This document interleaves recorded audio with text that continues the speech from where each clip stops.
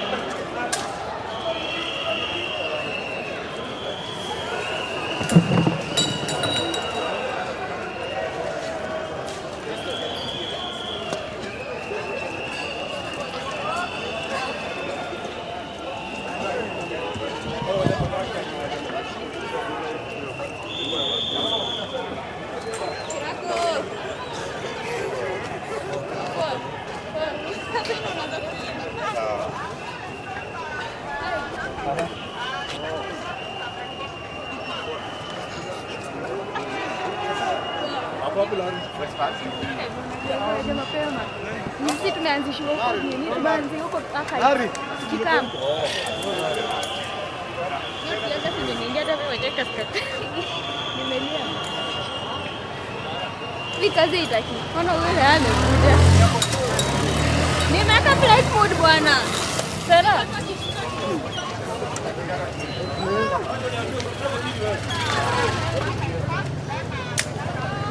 Sawa?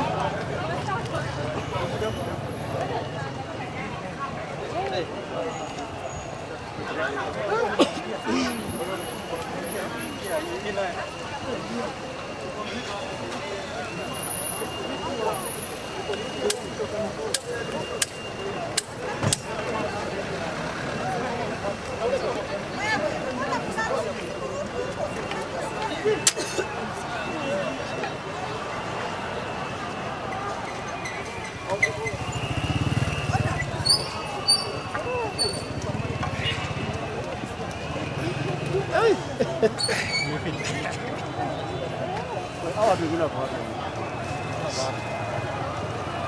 Bila kugawana, mimi niko hapa, kuna wengine wako kwenye. Kuna period nini hapo? Mungu hakuna kitu kingine zote. Mungu ananisimu gani unapata?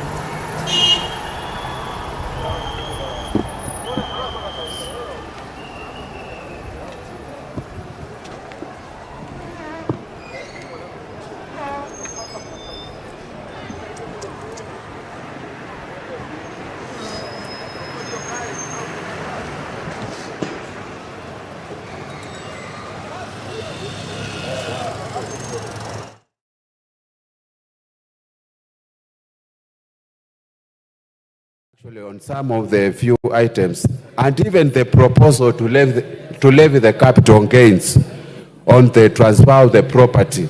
However, Mr. Speaker, based on all these 18 issues they addressed to the Kenyans, I still feel the mood in the country, and even what we call the Finance Act of 2023, Kenyans have not recovered on all these issues, Mr. Speaker. And based on what I have been instructed by my voters, based on what Kenyans are doing at the moment, even now, going all over the street, I want to oppose this finance bill on that issue. Mr. Speaker, I think we can actually do a lot of things. And the reason why I'm opposing the finance bill, number one, is the proposal to increase the import declaration fee at a rate from 2.5% to 3%. And we know Kenya is a net importer on so many issues. Actually, 60% of what we consume in this country is imported. It means we are going to have a multiplier effect in this economy. The other issue, Mr. Speaker, was the increase on duty for gaming and betting, and nobody has spoken about this issue. Increasing it from 12.5% to 20%, Mr. Speaker, this is the only fund we are relying to take the sportsmen and other people to compete in international competition like the Olympics Games we are going to witness in France next month, Mr. Speaker. It's going to... Thank you, Nguna.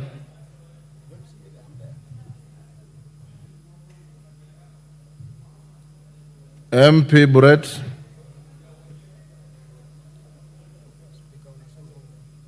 MP Buret.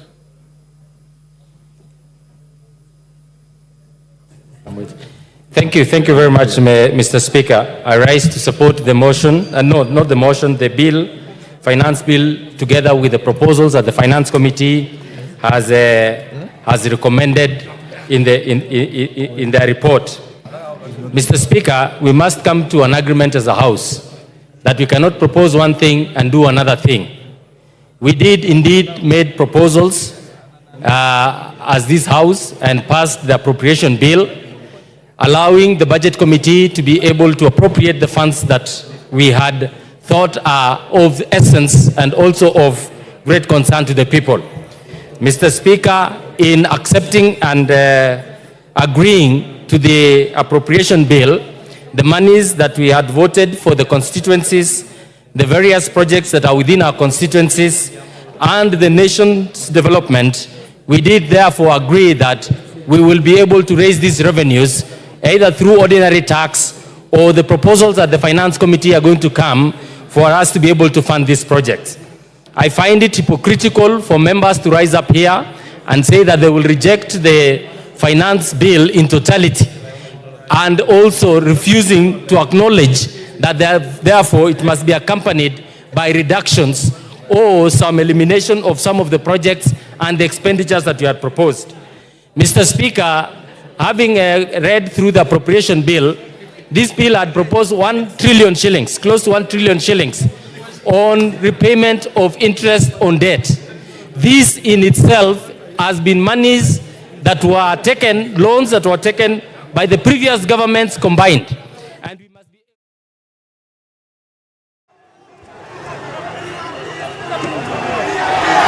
Peaceful demonstration unapata nini? Unapata nini? Peaceful demonstration. Ukianza kurusha mawe ni nini? Mawe gani? Peaceful demonstration. Mbona mnarusha? Wewe ni polisi, wewe ni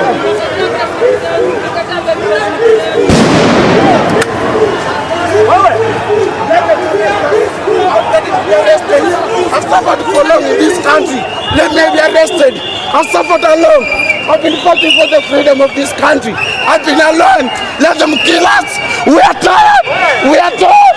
We are tired. Let them kill us. We are tired. We are fighting for the freedom of this country. We are tired. We are tired. We are tired. Finance me down. Finance me down.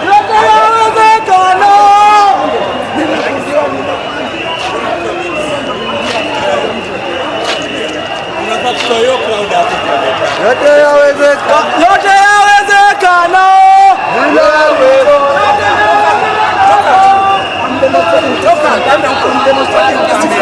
I'm demonstrating peacefully.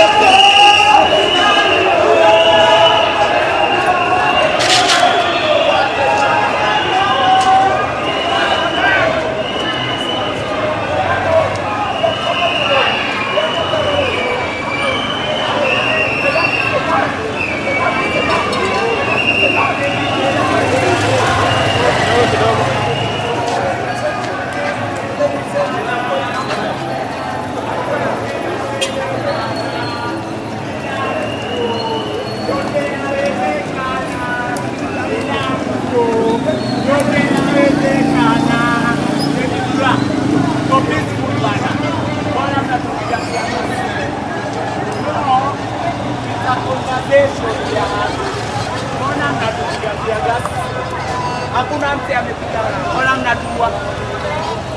Cheki vile mmenyamaza. Tabia mbaya hiyo. Very bad manners. Coming from the authority. Tabia mbaya hiyo. Anyway, hatuchoki. Na re-energize. Bakia. Saa 8 ndio hiyo.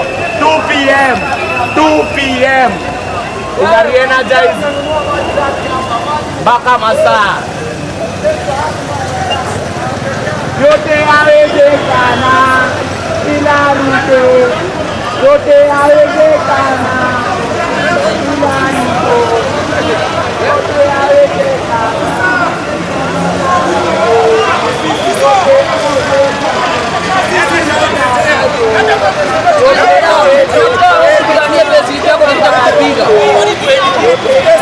Wamekutoa Kenya, kupigania pesa yako kuja kukupiga. Nataka umesponsoriwa na lunchbox.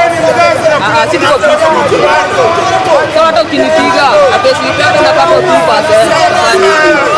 lazima mtu mmoja kwa ground, lakini usipige. Unaweza jifanya unafanya kazi. Basi tusitupige. Sawa. Tumishi kwa wote. Sawa baba. Siwezi eka tano, siwezi eka kazi bro. Tuko na amani. Usikuja ukapoteza mkono kimcheza mchezo. Maisha ni pole pole. Wewe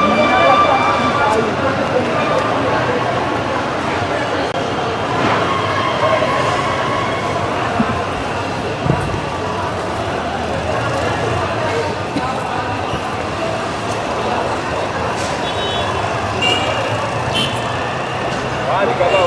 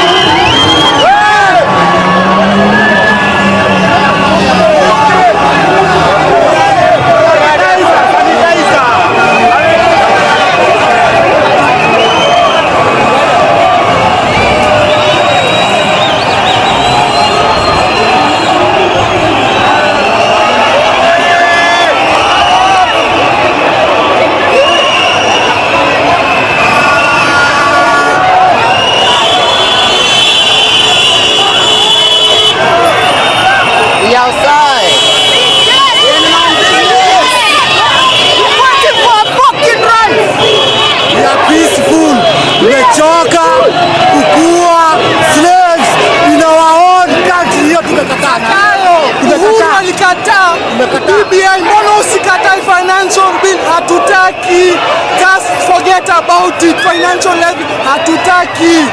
Go ahead and plan another thing, lakini financial bill hatutaki. Mimi nasimama hapa president. Mtaani kusema nini? Mambo ni lai. Unapandisha mkate. Mimi kule ndio ujinga. Utaenda nyumbani utake usitake. Na Ruto ni kwa kitu kingine. Mimi kama mjaluo. Wewe unga unibadilisha lakini sawa. Lakini mambo ya kupandisha finance bill nimekataa. Ruto must go. Ongea sana Ruto wewe wafua uende. Ruto must go. Ili mfano watubeba. Hataki bana. Lazima uende.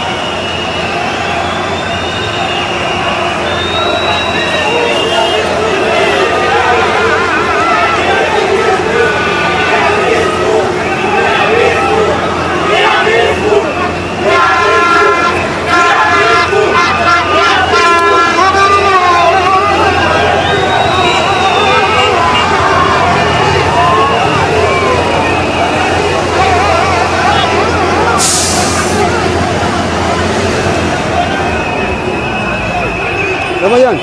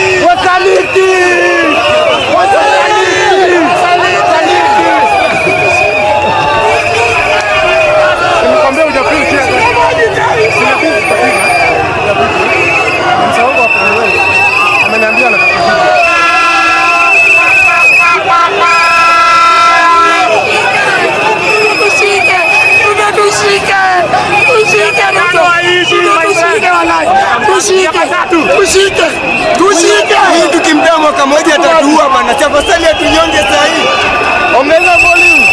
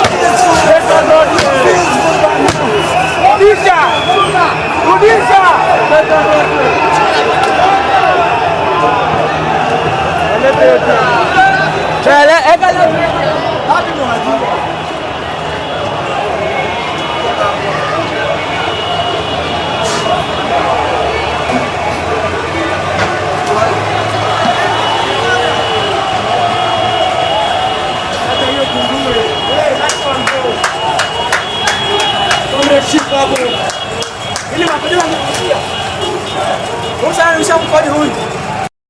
Wewe mbwani.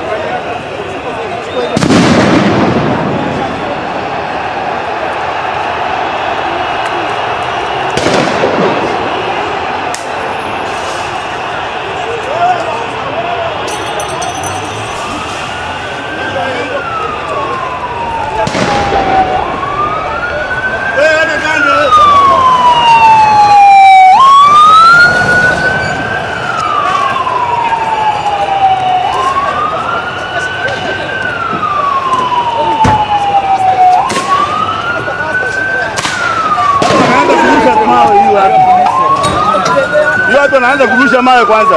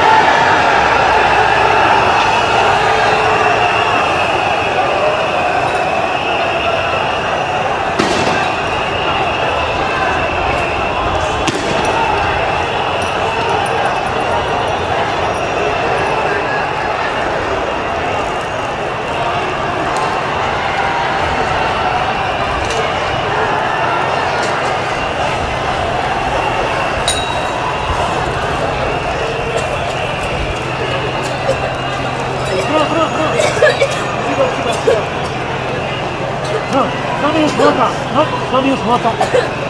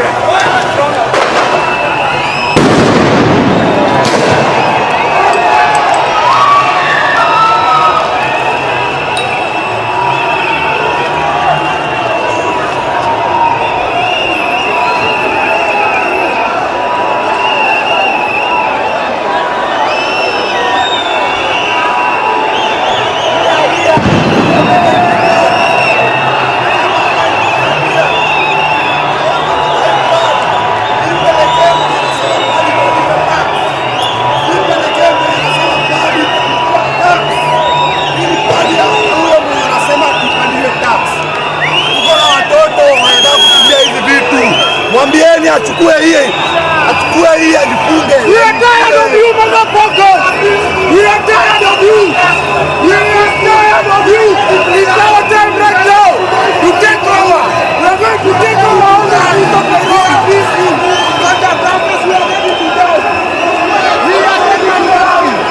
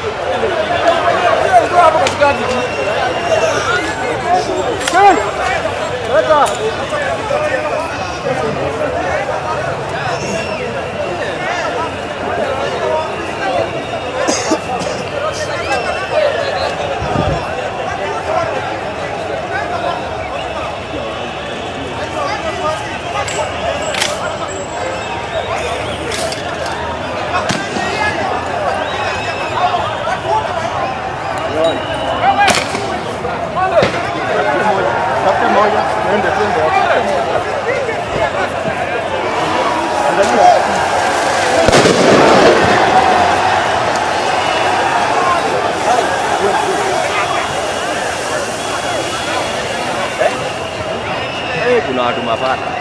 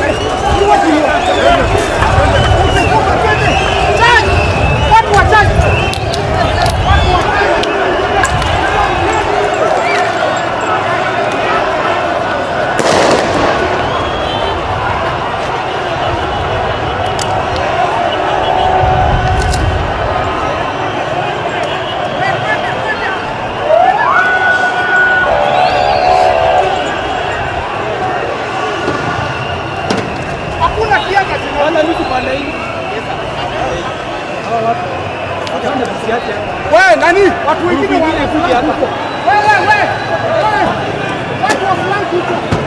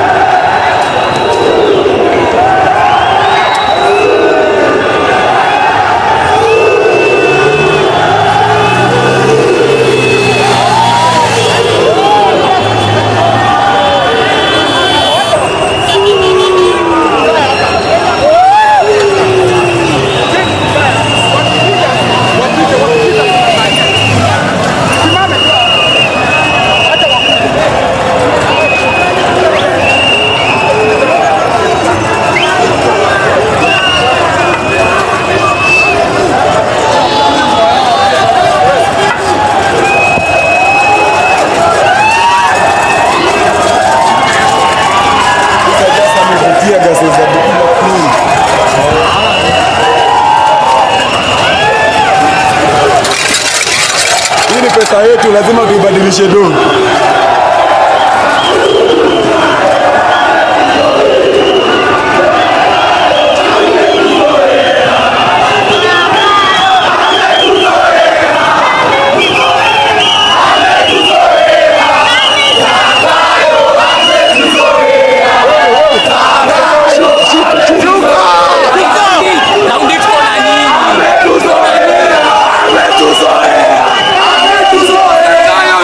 Ametuzoea.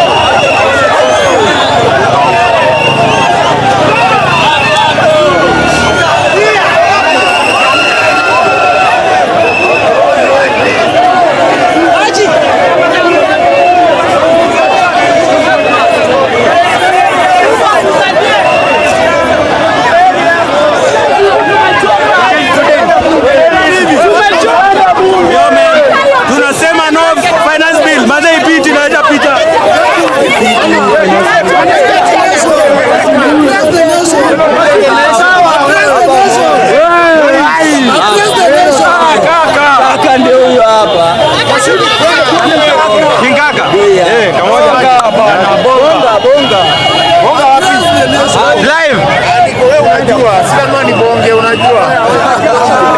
Reject bwana. Wageni hivi. See, go that side. Kama hiyo reject. We are right. Reject. Wanaanza kuedi. Reject. Na sorry.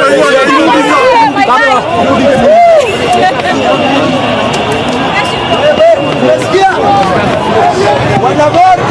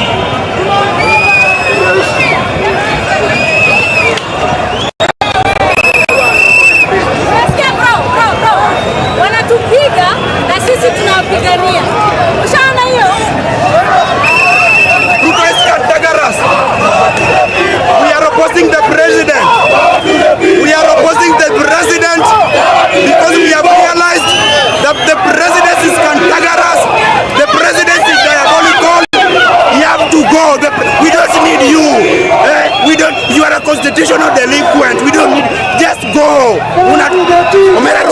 Omera Ruto. Ngoja. Power to the people.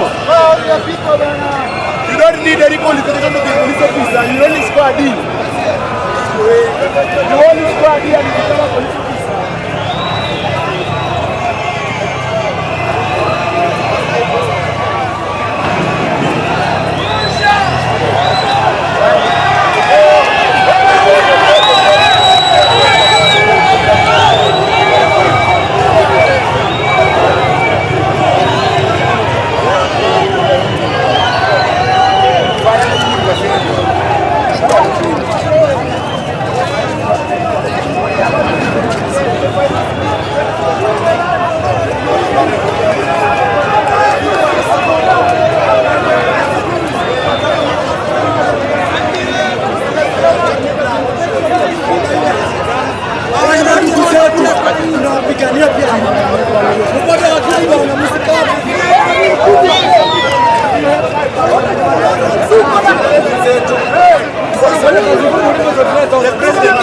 We won't agree to that.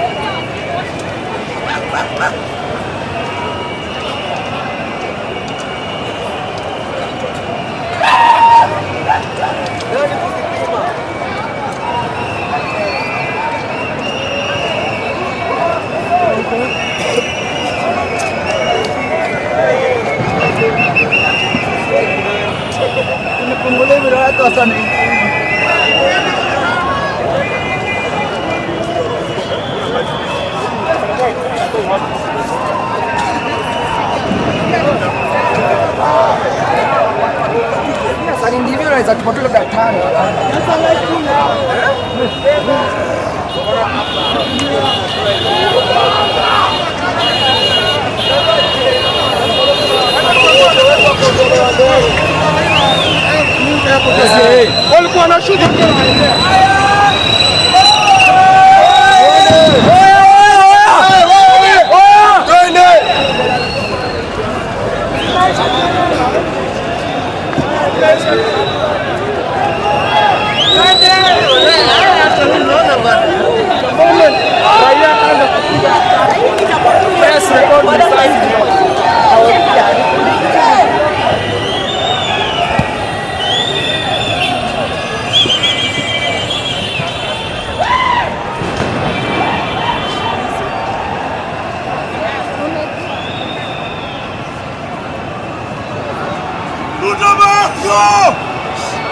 Ruto must go!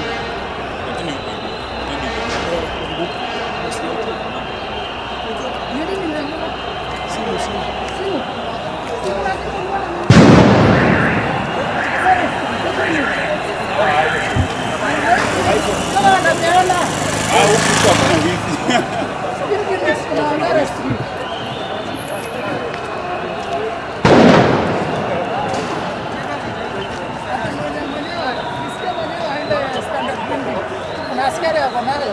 Unaenda unaweka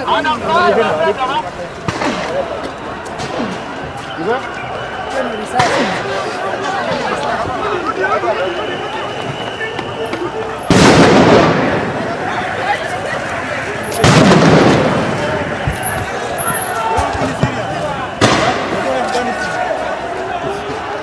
Oi.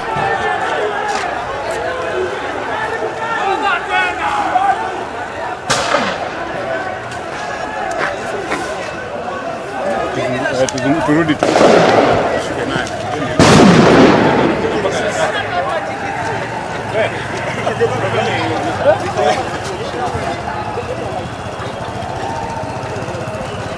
Nani Afghanistan? Uko ni afumado. Baka na hiyo maana ruto mbaya. Ndio mjengo ujako. Unajua unaweza ondokea. Ndio hapo. Tunajifanya Nairobi hapa hivi. Wao wanafanya marani.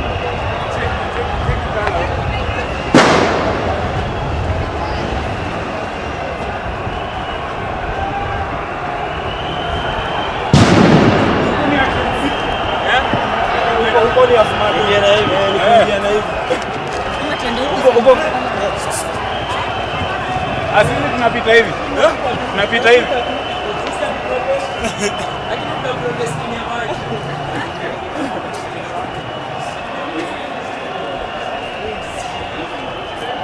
Huko naitwa Afghanistan.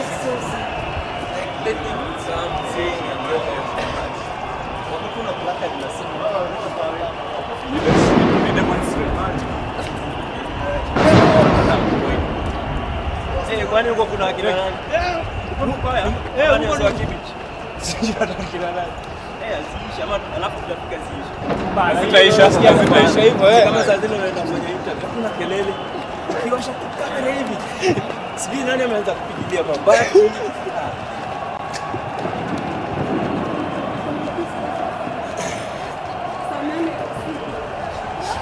Sikia town, sikia Nairobi. Sikia Nairobi. Wacha watu wakuje hapa na ile. Nini kwa baro? Yeah.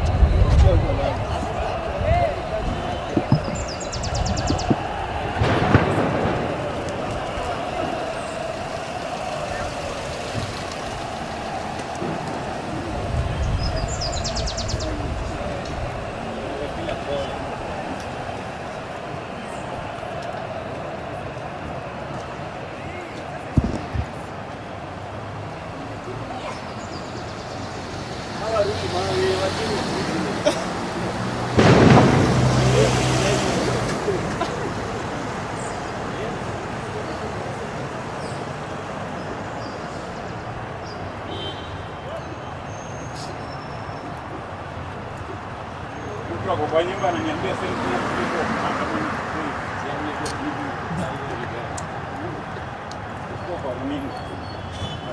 achukue video kwa mimi. Tumia lakini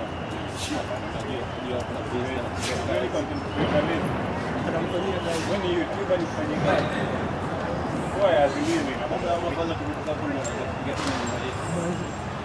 Wachukue ya zingine kwa mala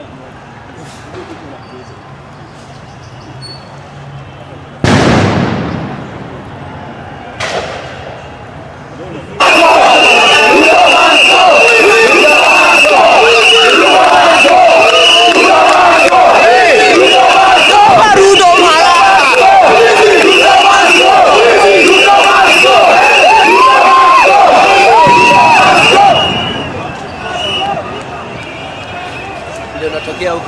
Hapa ni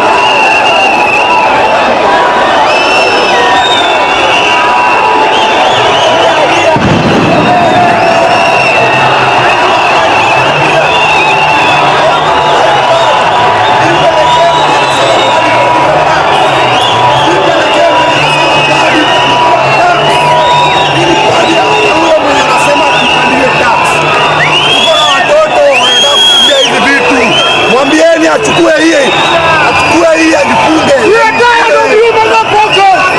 We are tired of you. We are tired of you. It's our time right now to take over. We are going to take over all the things of the world peaceful. But the purpose we are ready to go. We are ready to go.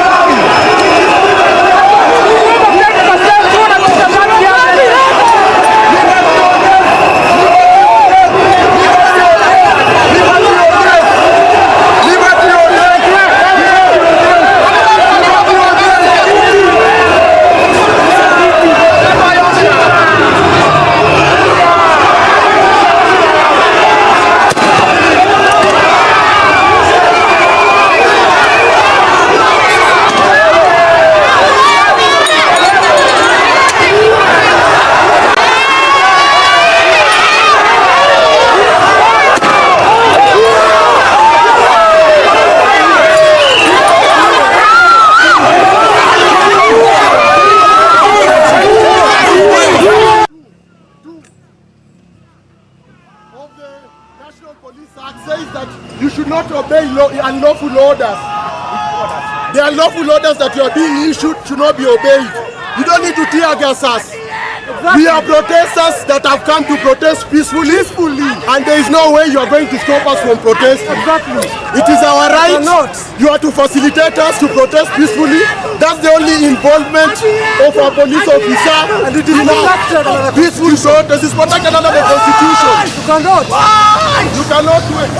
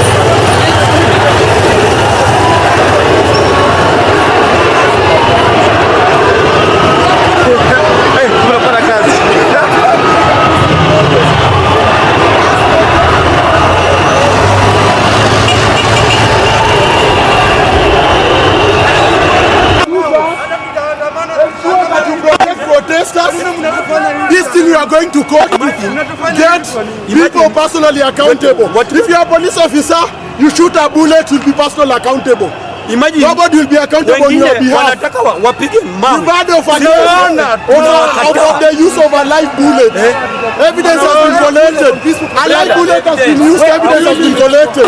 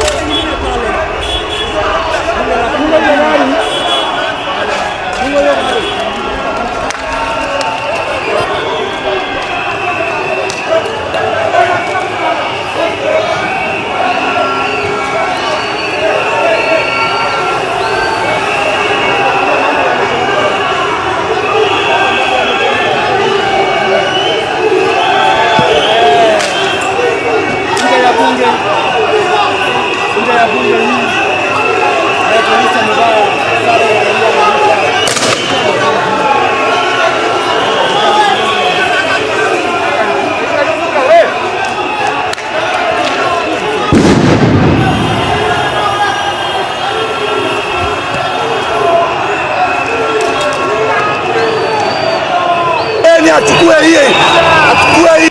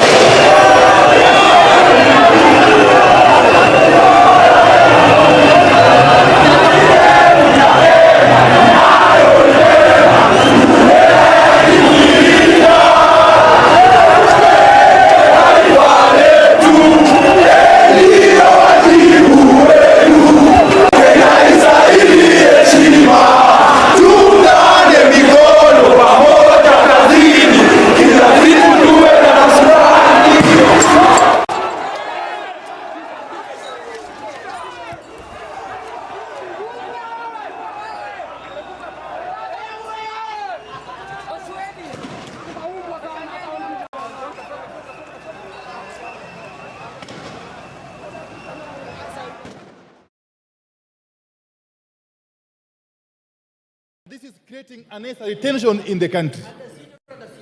Under Sieke. And this is causing unnecessary tension in the country. I said in the morning that we are not under a state of emergency.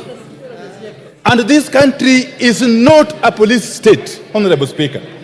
So can we address this matter? Because this is the house that addresses issues concerning the people.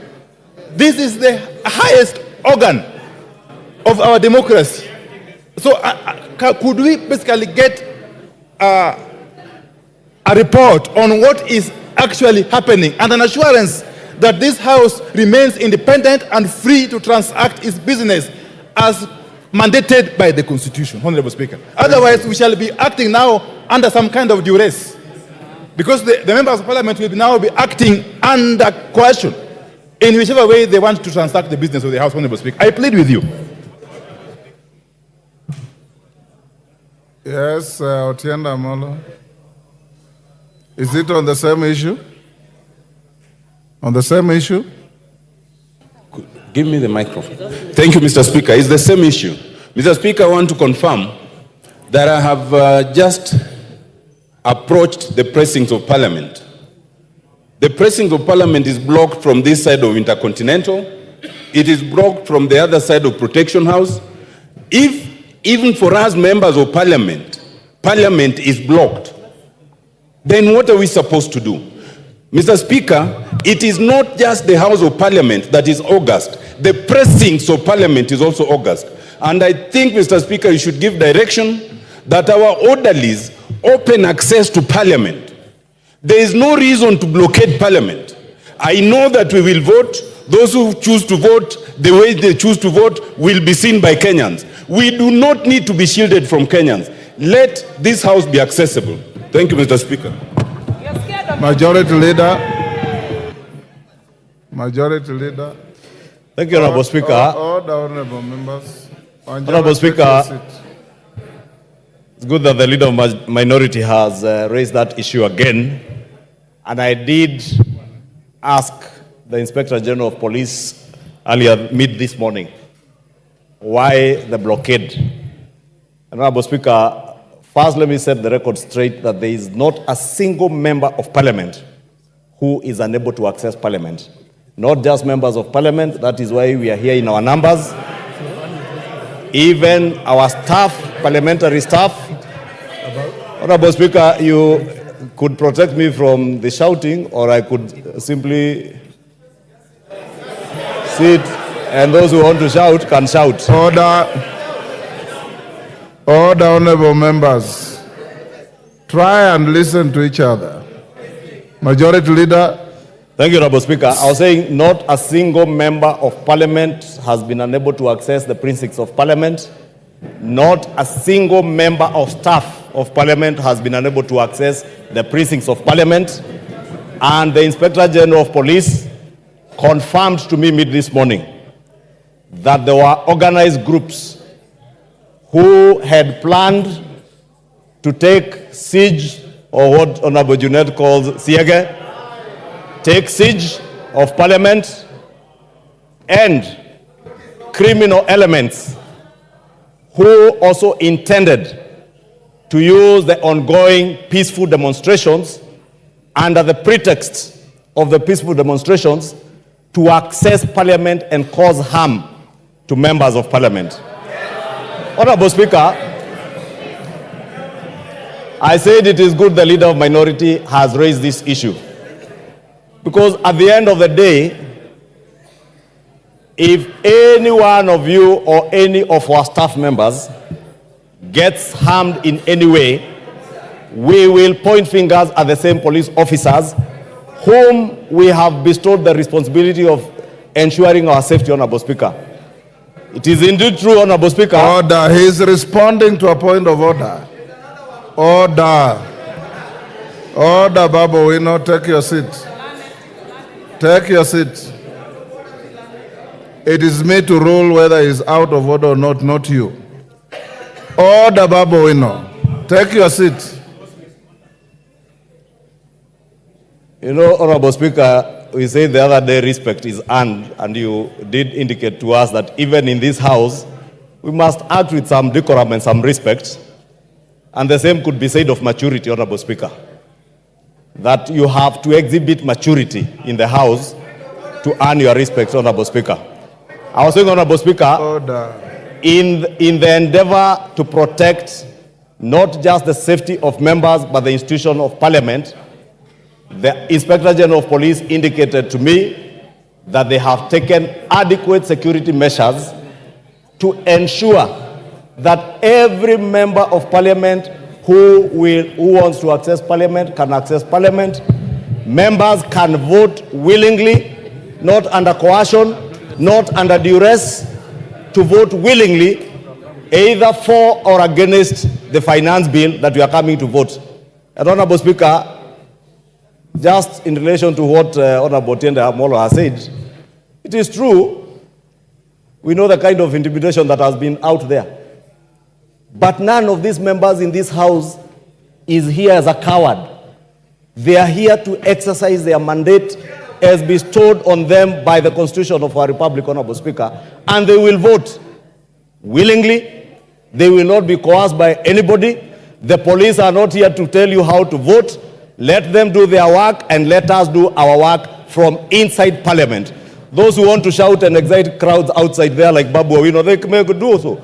Or they could go parade themselves with the people parading themselves outside there. But not in this chamber. He must behave in a mature way, not the indecent, immature, imbecile manner he behaves.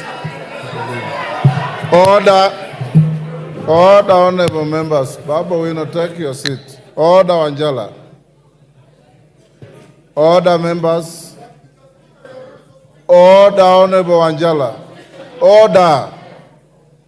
Honorable Angela, I will not deny you the right to vote on this bill by sending you out.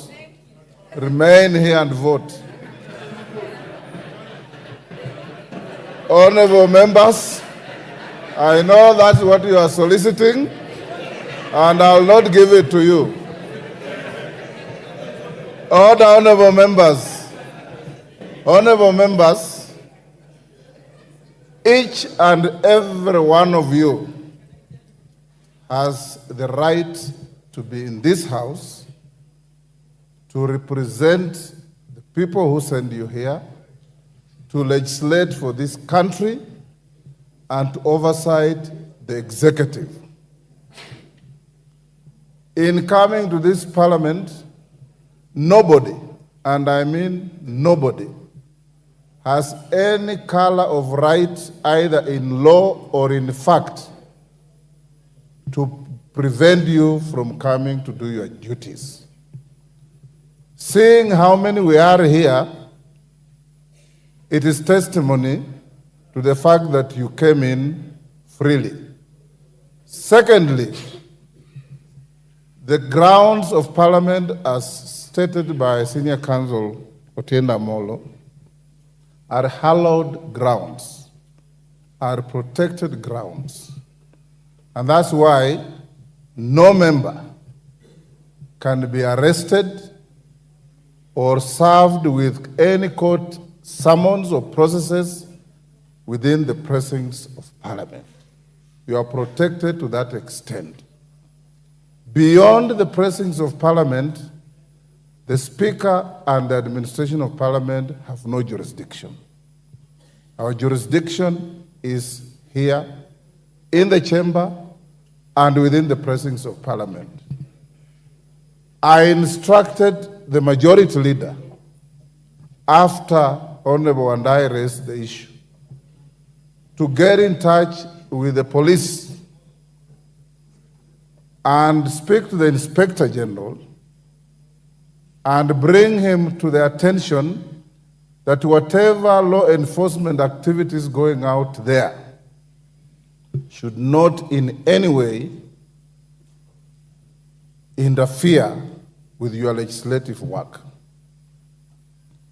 And I've been in this precinct since 6 a.m. this morning. No single member has come to me to report of any prevention or harassment or interference in coming to their work. If I got any information or report, I will act on it. 20 minutes ago, I had a meeting with the Sergeant at Arms and his team to ask them if they have any report on security issues around Parliament. They indicated to me that they are hearing noises out there, but within the precincts of Parliament, they have no report to make because there are no incidents. That being the case, honorable members, I want to encourage you. So far, so good. You have debated this bill with extreme decorum and intellectual industry. You've done such a fantastic job. There could have been a few errant members, but all of you have been very good. Kenyans have watched each and every one of you speaking to this bill. Now that you have reached the level of going to vote, I want to encourage us to carry the same honor to the people who sent us here. That we are here to protect their interests, not physically, but intellectually. We must be conscious of the fact that we are the conscience of this country. And being the conscience of the country, our conduct must constantly have in mind the fact that whatever we do here can have negative or positive consequences on the public out there. So we are going Order Wanjala. Order Wanjala. Having said that, I want to encourage members that there are still several members who want to speak to this bill. I promise that I'll give you 1 hour this afternoon. There is a small ruling I'll deliver on the issue that was raised by the minority leader. I'm waiting for it. I had just made some corrections. When it comes, I'll stay the proceedings and give that ruling in just 3, 4, 5 minutes. So we'll go on for 1 hour. After 1 hour, we will call the mover to reply, as we had agreed. Order. We'll call the mover to reply. Upon replying, we'll go to the vote. If the equipment in front of you is working, we'll do an electronic vote. Order. Honorable Robert Mbui. You are normally more orderly than you want to be today. If the equipment doesn't work, I have no difficulty. I'll sit here and allow you to vote in the manner that you want. The end order Wanjala, whatever means of voting you would have, the end will justify the means.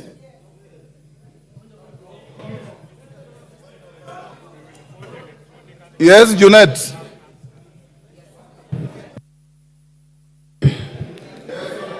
Mr. Speaker, thank you very much for your guidance. That was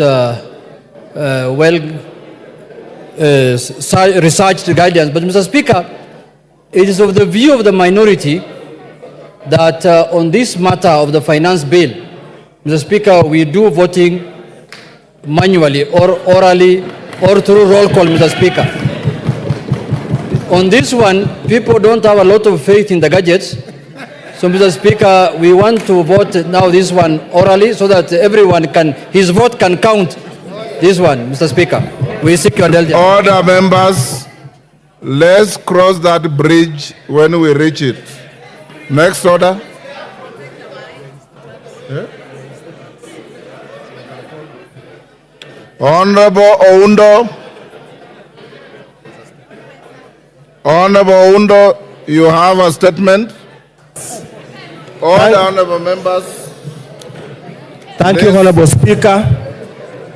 Honorable Speaker, pursuant to provision of Standing Order 44.2c, I rise to request for a statement from the chairperson for the Departmental Committee on Administration and Internal Security regarding the facilitation of national government administrative officers, especially from Samia Sub-County. Honorable Speaker, Section 8.2 of the National Government Administrative Act 2013 gives powers to the national government administrative officers to coordinate national government functions and the Constitution, as the office of the President is necessary for the effective and efficient coordination of national government functions. Regrettably, the Assistant County Commissioner of Siopo Division, Funyula Division, and Sub-County Police Command of OCPD of Samia Sub-County do not have government vehicles. This is despite the fact that these senior officers are expected to facilitate execution of their mandate of ensuring peace and security in their respective jurisdictions 24 hours a day without fail. Honorable Speaker, it's against this background that I seek a statement from the chairperson, the Departmental Committee on Administration and Internal Security on the following matters. Number one, what are the criteria for and the status of distribution of government vehicles to the national government's administrative officers? Number two, what steps has the government taken to ensure that all national government administrative officers, particularly those in Funyula constituency, are facilitated with vehicles? Order, honorable members, order. And number three, can we listen to member for Funyula? Go on. And number three, when is the ministry supplying vehicles to national government administrative officers, especially to Samia Sub-County?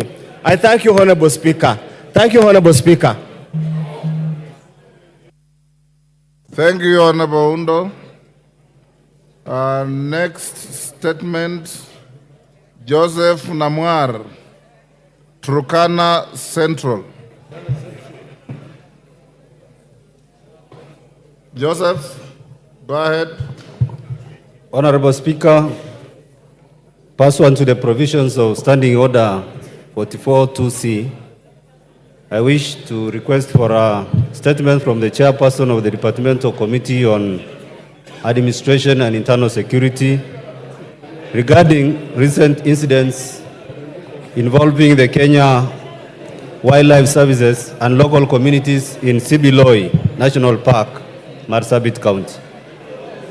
Honorable Speaker, on 12th June 2024, a tragic confrontation between KWS Rangers and suspected Merile poachers in Sibiloi National Park resulted in the unfortunate loss of lives of KWS Rangers. The following day, in an apparent act of retaliation, KWS Rangers pursued and possibly evicted villagers from Kotela village. Escalating the situation further, on 14th June 2024, at approximately 9:00 a.m., KWS personnel aboard a helicopter opened fire on a group of fishermen who were in an engine boat near the shores of Lake Turkana in Kanakwara village. During the ordeal, Mr. Daniel Esekon of ID number 24076166, who was one of the fishermen, was fatally shot, and the officers continued their indiscriminate firing at other fishermen despite pleas to cease fire. Honorable Speaker, these attacks have instilled widespread fear and panic among the residents of the area. Multiple fishing boats belonging to local communities have been destroyed, and many innocent fishermen remain unaccounted for and feared dead after fleeing from the KWS assault. These continued attacks pose a great danger and threat to the lives of the residents. Honorable Speaker, it's against this background that I request for a statement from the chairperson of the Departmental Committee on Administration and Internal Security on the following. One, could the ministry provide a detailed account of these incidents, including detailing the circumstances that led to the excessive force by KWS Rangers against the residents? Two, what specific actions have been initiated to ensure a thorough investigation into these events, including the tragic shooting of Mr. Daniel Esekon? Three, what measures has the ministry put in place to ensure that the family of Mr. Daniel Esekon is compensated for the tragic loss caused by KWS? And four, what steps are being taken to de-escalate tensions between KWS and local communities, including collaboration with the Ministry of Tourism and Wildlife to prevent such tragic incidents from recurring in the future? Thank you, Honorable Speaker. Thank you, Joseph. Is Tongoyo here? Both Oundo's statement and that statement by Namwar are to your committee. You bring the response in 2 weeks. Okay, well... Protas well Akuja. Protas. Thank you, Honorable Speaker. Honorable Speaker, I rise to request for a statement regarding the recruitment of casual workers by Kenya Power Company in Turkana. Honorable Speaker, pursuant to provision of Standing Order 44-2C, I wish to request for a statement from the chairperson of the Parliamentary Committee on Energy regarding the recruitment of casual workers in Kenya, in the Kenya Power and Lighting Company in Lodwar and Kakuma, Turkana. Honorable Speaker, the Kenya Power Company has been engaging casual workers to supplement its workforce. There have been growing concern and grievances reported by the casual workers engaged by Kenya Power Company workers stationed in Lodwar, Turkana regarding their unsatisfactory terms of employment. It is disheartening to note that these workers who have served the company diligently for years are denied permanent and pensionable employment terms during recruitment and confirmation exercises, while their counterparts from other counties are absorbed and some even posted in Turkana County. Reports indicate that factors such as nepotism, tribalism, and lack of transparency have marred the recruitment process, therefore locking out qualified casual workers. This unjust treatment not only demoralizes the affected workers and hinders effective service delivery, but also perpetuates the marginalization of Turkana County residents from gaining access opportunities for gainful employment. Order, honorable members. Order. Order, honorable members. Order, Irene Mayaka. That Kamkunji is illegal. Honorable Speaker, it is against this background that I request for a statement from the chairperson of the Departmental Committee on Energy on the following. One, provide a report on the number of casual workers in Kenya Power Company stations in Turkana County absorbed on permanent and punishable terms in the last 3 years. Second, outline the plans that have been put in place to address the plight of casual workers who have served Kenya Power Company for years without being confirmed as permanent and punishable employees. Three, what measures has the ministry put in place to combat nepotism, tribalism, and corruption in the recruitment process to ensure qualified casual workers get a fair opportunity? Thank you, Honorable Speaker. Thank you. Honorable Lilian Sioi. Thank you, Mr. Speaker. I rise to request for a Sorry, statement. Lilian, just hold. The statement is directed to the Chairman of Energy. Who is the Chairman of Energy? Is it Vincent Kawaya? Is he in the House? Vice Chair?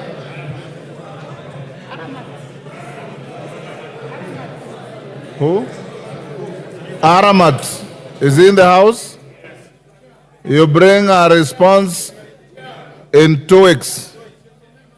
Thank you. We need a response in 2 weeks. Lillian, go ahead.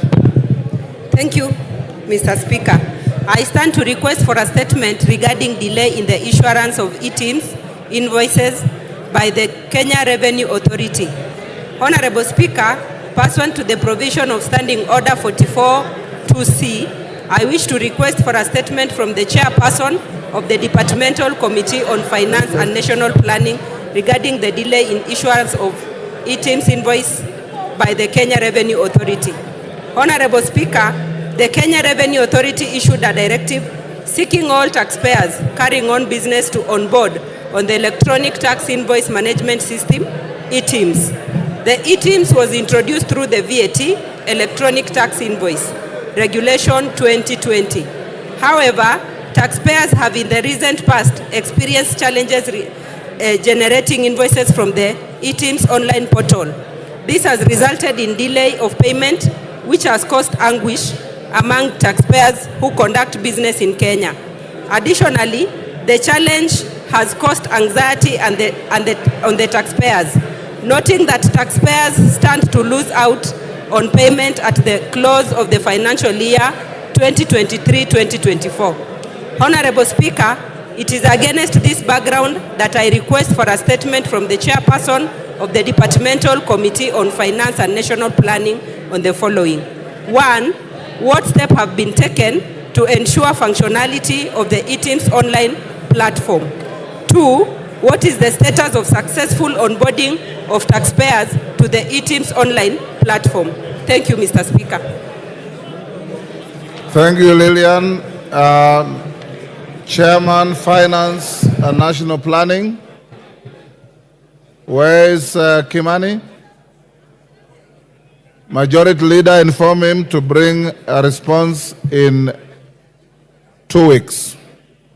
Honorable members, there are 4 statement responses. I'll stay those to Tuesday next week. Majority Leader, your Thursday statement. Thank you, Honorable Speaker. Pursuant to the provisions of Standing Order 44-2A, I rise to give the following statement on behalf of the House Business Committee, which met on Tuesday, 18 June 2024, to prioritize the business for consideration during the week. As members are aware, the debate on the Finance Bill 2024 has been ongoing, and second reading is expected to conclude this afternoon. I would like to commend the Departmental Committee on Finance and National Planning, and indeed the House, for the steadfast commitment and robust engagement in this important business of great national interest. Honorable Speaker, with regards to business for Tuesday next week, the House is expected to give priority to the business bound by statutory timelines. Further, the House is likely to sit longer, especially noting the resolution of the House earlier today approving a Tuesday morning sitting.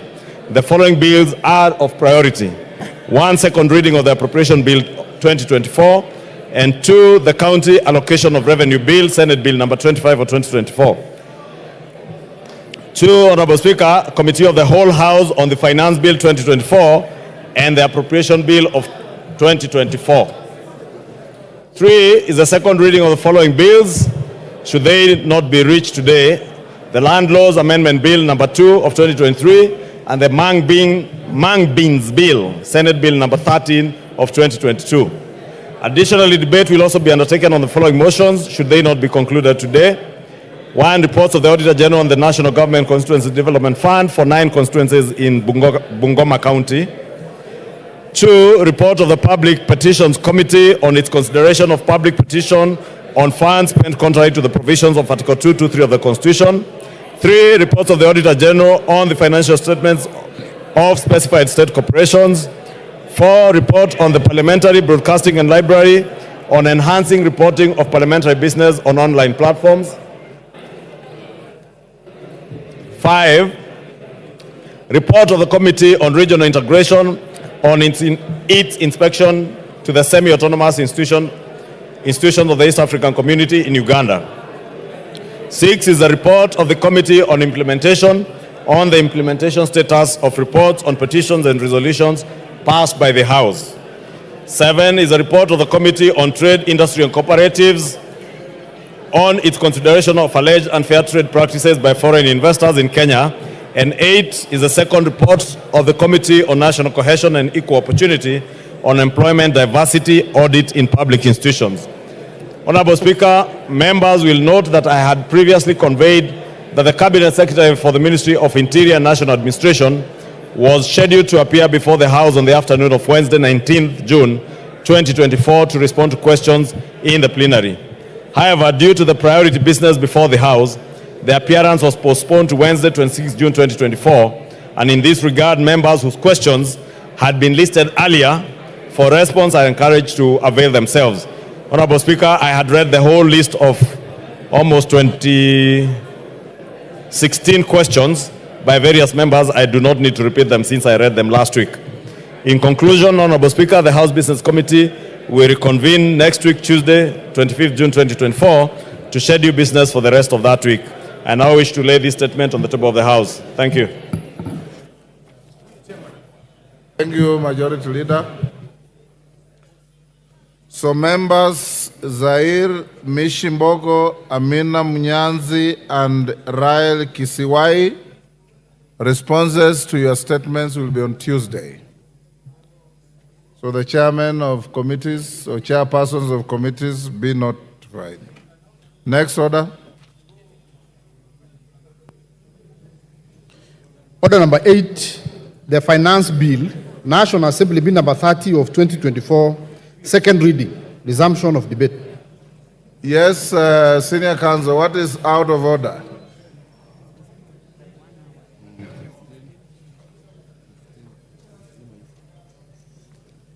Yes. Could they give me... Thank you, Mr. Speaker.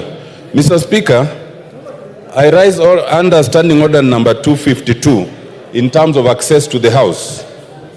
Mr. Speaker, it's been brought to our attention that our colleagues in the Senate, some of them are interested in accessing the public gallery or the Speaker's gallery to observe our debate, and that they have been refused access. Could you, Mr. Speaker, give direction that the public gallery and the Speaker's gallery should be accessible not just by the senators, but by any Kenyan who cares to come and listen to our debate and our voting? Thank you, Mr. Speaker. Order, honorable members. Honorable Otienda, I hear you. Honorable members, you will recall that during today's morning sitting, Order Kiborek and your team, Deputy Speaker, take a seat. Go to your seat.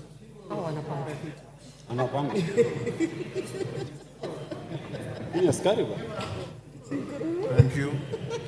Honorable members, you recall that during today's morning sitting, the leader of the minority party, the Honorable Pio Wandai, EGH MP, rose in his place and sought guidance on an advisory from the Cabinet Secretary to the National Treasurer and Economic Planning on the measures of supply and ways and means currently being considered by the House. The Honorable Minority Leader noted that the advisory from the Cabinet Secretary was couched in the form of an procedural ultimatum to the House directing against amendment of the various revenue-raising measures contained in the Finance Bill 2024. He concluded by requesting for the advisory to be repudiated by the House as unduly anticipating debate on the Finance Bill 2024 and as an affront to the budget-making mandate of the House. Honorable members, I did allow the leader of the majority party, Honorable Kimani Ichung'wah, EGH MP, and the chairperson of the Budget and Appropriations Committee, Honorable Ndindi Nyoro, MP, to make brief rejoinders on the issue before scheduling it for my guidance during this afternoon sitting. Honorable members, as I proceed to guide on the matter, I wish to note that the advice referred to by the minority leader, though addressed to the clerk of the Assembly, was copied to both my office and to the chairperson of the Budget and Appropriations Committee. Contrary to the assertions made by the minority leader, the advisory is not an unusual document. Members will note that every year, before the conclusion of the budget process, the Office of the Clerk seeks the views of the Cabinet Secretary responsible for finance on the options available to the House and its committees to ensure a balance between the measures of supply and ways and means under consideration by the House. This is in keeping with the requirements of Article 114 of the Constitution on the consideration of money bills. The advice enables the House to ensure that the measures of supply and ways and means that it approves in the appropriation bill and the finance bill adhere to applicable constitutional and statutory limits. Honorable members, as you are aware, under Section 39A(4)(c) of the Public Finance Management Act, Cap. 412A, Any recommendations made or resolution passed by this House on revenue matters must take into account the impact of the proposed changes on the composition of the tax revenue that the National Treasury is expected to raise. Additionally, honorable members, under Section 45C of the Public Finance Management Act, the House is under an obligation to ensure that the total amount of revenue raised is consistent with the fiscal framework that it approved during the budget process. During its consideration of budget proposals, the House must strike a balance between the supply of monies that it appropriates for the national government and the ways and means of financing such expenditure.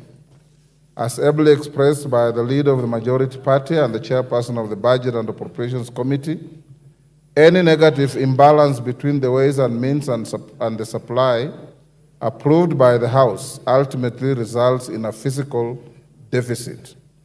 This deficit can only be addressed through borrowing, enhanced taxation, or reduction of the estimates of expenditure. Honorable members, if you listen to the contributions of the Honorable T.J. Kajwang yesterday, these are the exact words he used in his contribution. And he was very right in law and under the Constitution. As members will recall, any borrowing sanctioned by the House must strictly adhere to the threshold prescribed by this House in line with Section 50 of the Public Finance Management Act and the principles outlined under Article 211 of the Constitution that cautions against overburdening future generations with unnecessary bad debt. Honorable members, all things considered, my reading of the advisory from the Cabinet Secretary is that it constitutes a reminder to the House of its constitutional and statutory obligations. I do not view it as a directive in the manner argued by the minority leader. In the letter, the Cabinet Secretary reminds the House of the recent increase made to the estimates of expenditure when the House considers supply measures. The House is merely being asked to factor in this increased expenditure when considering the ways and means of financing the approved supply. In its decision-making, the House is only bound by the Constitution and the law. The ultimate decision lies with this House. I therefore find nothing untoward with advisory. Its contents may be used for the information of the Budget and Appropriations Committee, the Finance and National Planning Committee, and House in plenary and during the Committee of the Whole while considering both the Appropriations Bill and the Finance Bill. The House is accordingly guided. I thank you. On what the Honorable Otiende Amolo has raised, entry and access to the galleries is not a right of anybody. It is to the discretion of not just Mr. Speaker, but the Sergeant at Arms and his team. And their advice this afternoon was that they desired to keep the galleries unoccupied. And that's being a security matter to which I'm not an expert, I've given them the benefit of doubt. Secondly, Honorable Otiende Amolo, you may recall some 2021, when the Honorable John Mbandi nearly killed me in the public gallery. No. Yeah, you are the one who saved me. It is Alice Nganga who nearly killed me. It is the Honorable Alice Nganga who nearly killed us. And if you recall, with a light touch, the Honorable Senator Mudama, as he then was, left the gallery half naked. And the Honorable Bone Khalwale left the gallery at a speed that would have broken a world record. We don't want to repeat that.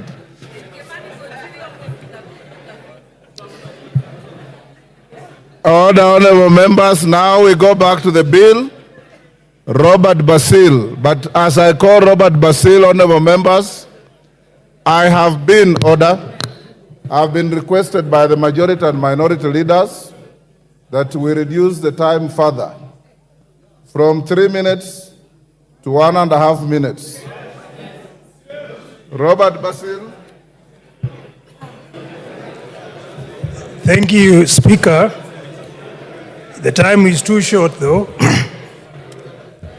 From onset, I reject the bill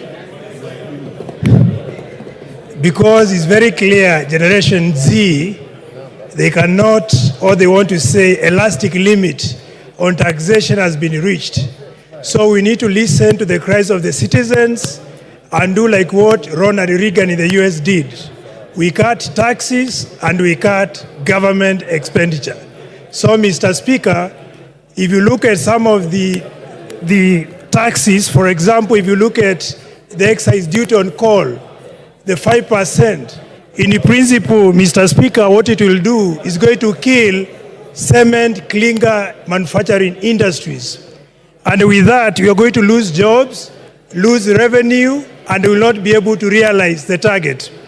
Additionally, the import declaration fee, Mr. Speaker, that has been raised from 2.5 to 3.5% is going to be moved to the final consumer. And since we import most of the items, for example, medicinal drugs, Mr. Speaker, it means hustlers and the poor patients will not be able to afford medicine. So, Mr. Speaker, what I want to say is this finance bill, we need to say no to it and possibly try to cut on taxes. Additionally, Mr. Speaker, the levy, eco levy on plastics is going to increase price on plastic packages. And in reality, that is going to affect export of flowers and make our flowers not competitive. Thank you, Mr. Speaker. Victor Koech, Chepalungu. Thank you so much, Mr. Speaker. It's unfortunate that I'm now getting 1.5 minutes, but nonetheless, I will try my best. Mr. Speaker, this particular debate is taking a totally different angle, a political angle. As to why I'm saying this is because members have now deviated from arguing from a point of facts to now dealing with political issues. As to why I'm saying so, Mr. Speaker, is the fact that now informing the House that bread is going to be taxed, while the fact is the committee led by Kimani Kuria sought the public opinion, and on sorting on the public opinion, the committee is now dropping 16% VAT on bread. On motorcycle, Mr. Speaker, again, the committee report is saying that instead of allowing importation of motorcycles, we promote our local manufacturers so as to create job opportunities for our citizens. And in that case, Mr. Speaker, I support. Thank you so much. Jalango Langata. Order. Yes, Kibagendi. What is out of order? And under what standing order are you? Thank you, Mr. Speaker. There is a stranger in the house. I've seen someone resembling Oscar Sudi in the house. There's a stranger in the house, Mr. Speaker. Order, Honorable Kibagendi. If you want to provide comic relief, that is a very poor one. Go on, Jalango. Thank you so much, Mr. Speaker.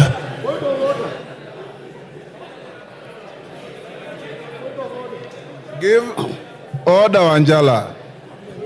What is out of order? Give Anjala the mic. What standing order are you standing on? What order? What is standing 91. order? 91, Mr. Speaker. Pardon? 91. Order. Order. 91. Take your seat.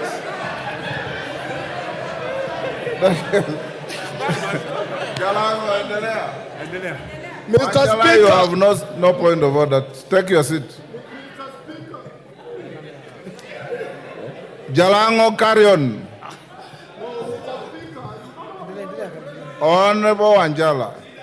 I encourage you that yesterday when you spoke, the House listened to you.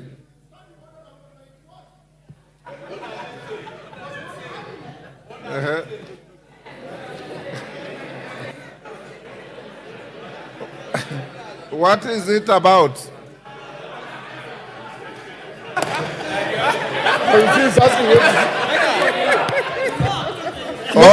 Order, Angela. Angela, you know, Standing Order 91 is a standing order you use to challenge a colleague who is on the floor and has said a statement that you think is not factual. Order. The member on the floor, Honorable Jalango of Langata, had not uttered a single word for you to challenge him on any fact. So you are out of order. I ruled him out of order already. Jalango, continue. Thank you so much, Mr. Speaker, for giving me this opportunity. First of all, I reject the Finance Bill 2024. Immediately,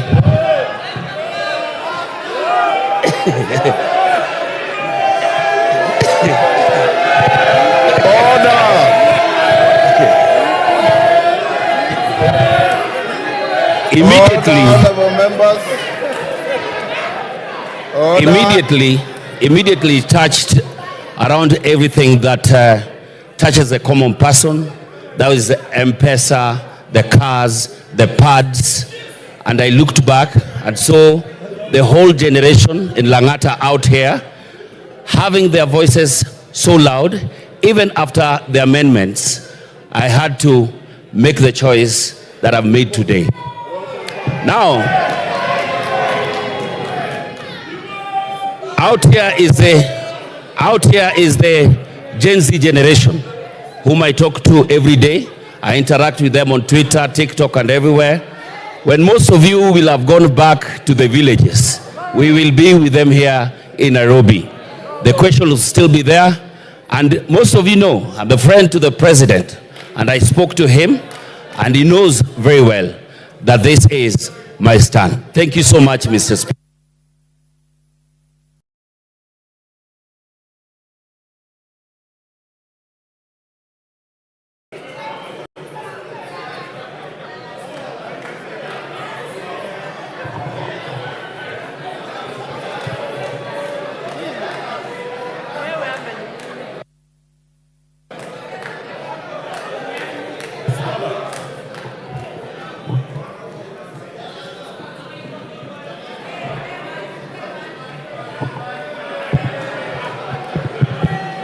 Order. Honorable Katana. Honorable Katana. You are being grossly disorderly. Please exercise some decorum. Not just you, everybody else that is either cheering or jeering. We want to have an orderly end to this. Member for Kuresoi. Thank you, Mr. Speaker, for giving me this opportunity to give my voice on this important bill. I've been waiting for it since morning. From the onset, Mr. Speaker, I want to say that I support the bill 2024-2025. I'm supporting the bill, Mr. Speaker, because of a number of reasons. One of the reasons is the increase in CTF is the increase in CTF by around 50 million. This CTF, Mr. Speaker, is a fund which touches all corners of our country. And this is a fund which has really transformed our country. Mr. Speaker, I also want to say that I support this bill because of the 50 million which has been set aside for electricity. Mr. Speaker, when I go around my constituency, Kuresoi South, people are asking me about electricity, maximization of transformers and installation.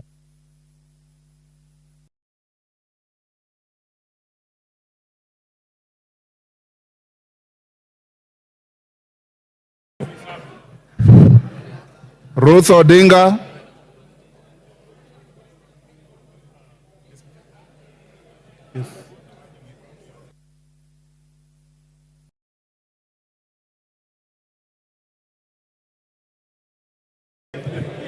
Can you give...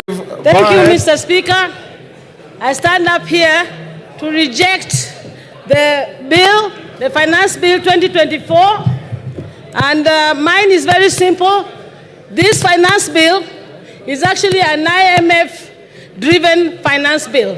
One of the tenets of the IMF is to see countries that they come into to stop subsidies, also to promote privatization, but the worst is for these countries to have oppression. That is the oppression of the people. And what you're seeing out here right now on the Gen Z is not only because of the fact that there's the state oppressing them, but IMF is playing a very big role in that is happening. And my good people, let me tell you, Gen Z is out, and I'm very happy. The only thing that I really agree with this finance bill is for the Gen Z to say that Baba should be left out of this Maandamano. Thank you. Ruku. Thank you, Mr. Speaker. Thank you, Mr. Speaker. The people of Beira North, Mr. Speaker, 684 villages, they don't have a power connection. 684 villages, if you multiply that by 100 households per village, you realize it's quite a number of thousands of households in my constituency which don't have power. This bill, this budget, Mr. Speaker, it promises the people of Beira North that we will be connected with power. We have young people who have been employed as interns. This bill, this budget, it confirms the teachers, the young JSS teachers who have been employed as intern. And also, it promises further 20,000 young teachers also to be employed as intern, Mr. Speaker. Some of them will be coming from Beira North, where the people who sent me here, Mr. Speaker. And it's for this reason, Mr. Speaker, that I support this finance bill, Mr. Speaker, among other many reasons, such as ensuring... Time up. Esther Pasaris.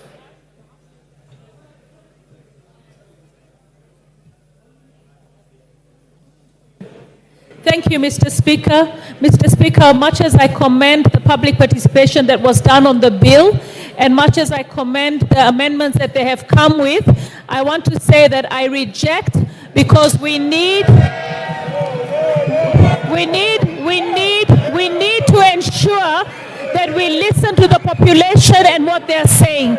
This country right now needs to listen. We need to tighten our belts, we need to live within our means, and we need to address corruption. Yesterday, seeing Obado getting away with a settlement of only 15% when he owes 1.9 billion tells us that we are not serious about addressing corruption. If we address corruption, we will be able to fund the expenses of this government. It is time for us to take a position that corruption is the biggest enemy in the room. And I think I stand ashamed to know that only a house in Loreto is not 40 million. A flat in Nairobi is not 9 million. Even in the settlement, we are actually cutting deals. So I say we say no to corruption, and we fund and live within our means. I reject the 2014 finance bill. Thank you. Member for Nyaribari Chache.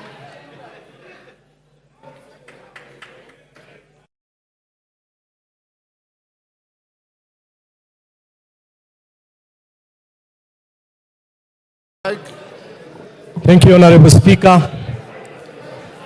Honorable Speaker, a time has come as a godly nation to make decisions that will impact positively on the lives of the 55 million plus Kenyans. Today, Honorable Speaker, I stand here to vote and support the Finance Bill 2024 so that the people of Nyaribari Chache and the people of Kenya can get infrastructural projects, electricity, water, and much more.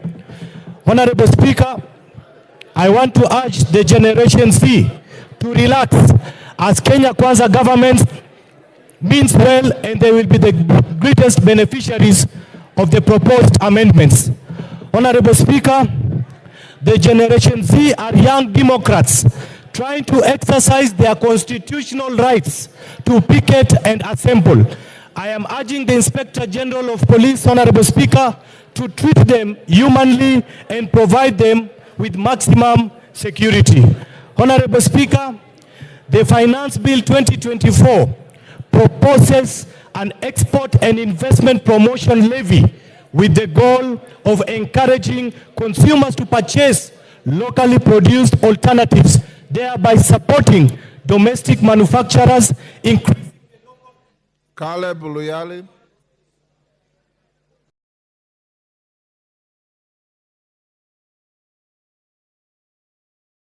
Thank you, Speaker. Finally, I got a chance. Mr. Speaker, I use only 1 minute to say we reject this finance bill, we reject the report of the committee on the finance bill. Mr. Speaker, a German social constructivist once said, Alexander Wendt, he once said that anarchy is what the states make of it. Mr. Speaker, this government is going to create anarchy in this country. And this finance bill is going to be the impetus of this anarchy. We have seen what is going around. We have seen every town in this country is occupied. And very soon, members of parliament, their homes are going to be occupied. We cannot sit here and pretend that everything is normal outside. Mr. Speaker, I want to urge my colleagues on the other side, you have a few minutes to change your mind. We must reject this finance bill. Gigi Kagombe.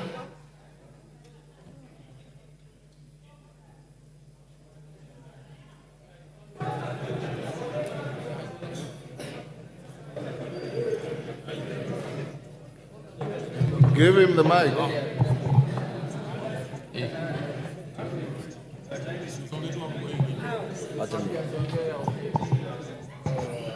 Thank you, Speaker.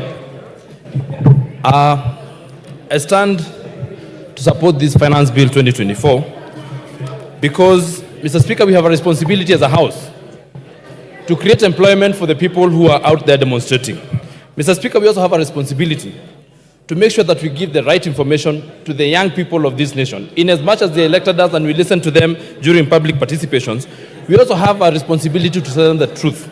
Mr. Speaker, for the people who are lying in Gatondo Hospital and for the doctors who are going to treat them, I vote yes. Mr. Speaker, for the tea farmers who are in Gatondo now and other places, I vote yes. For the JSS teachers, I vote yes. For those people who are guarding us as the police officers, I vote yes. For the members of KDF who need to be paid salaries, I vote yes. For the people that we need to create employment and to create manufacturing in this nation, we are asking that we introduce excess duty on products that are gotten from other countries so that we support our economy. Those people who are out there need jobs. In fact, those people who are being mobilized are being mobilized because they do not have jobs. We have a responsibility to create jobs for them, Mr. Speaker, and we shall not create. Thank you. Member for Kajiado East. Yes. Mai. Give him the mic. Yes. Okay. Mai, use the next mic. Thank you, Mr. Speaker, for giving me the chance to contribute on behalf of the people of Kajiado East constituency.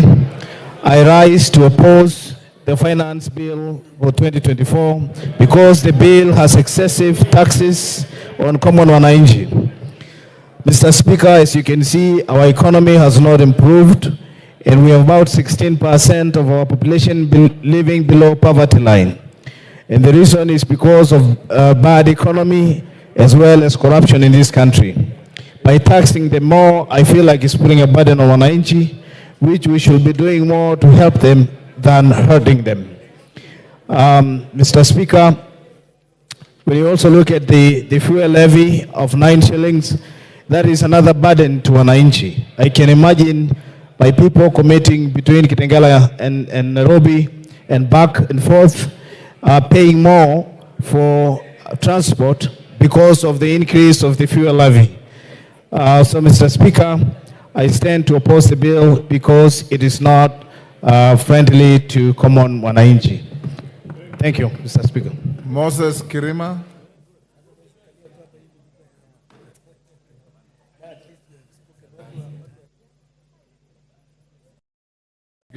Thank you, Mr. Speaker, for giving me this opportunity to contribute to this bill.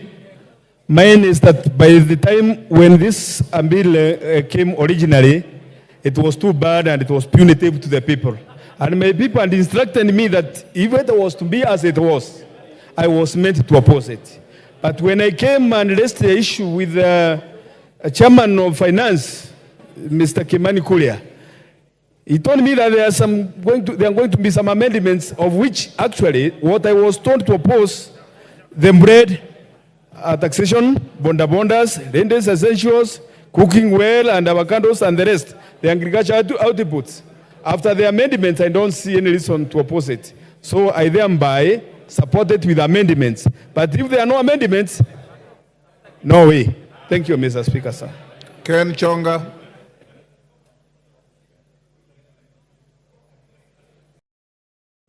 Thank you, Speaker.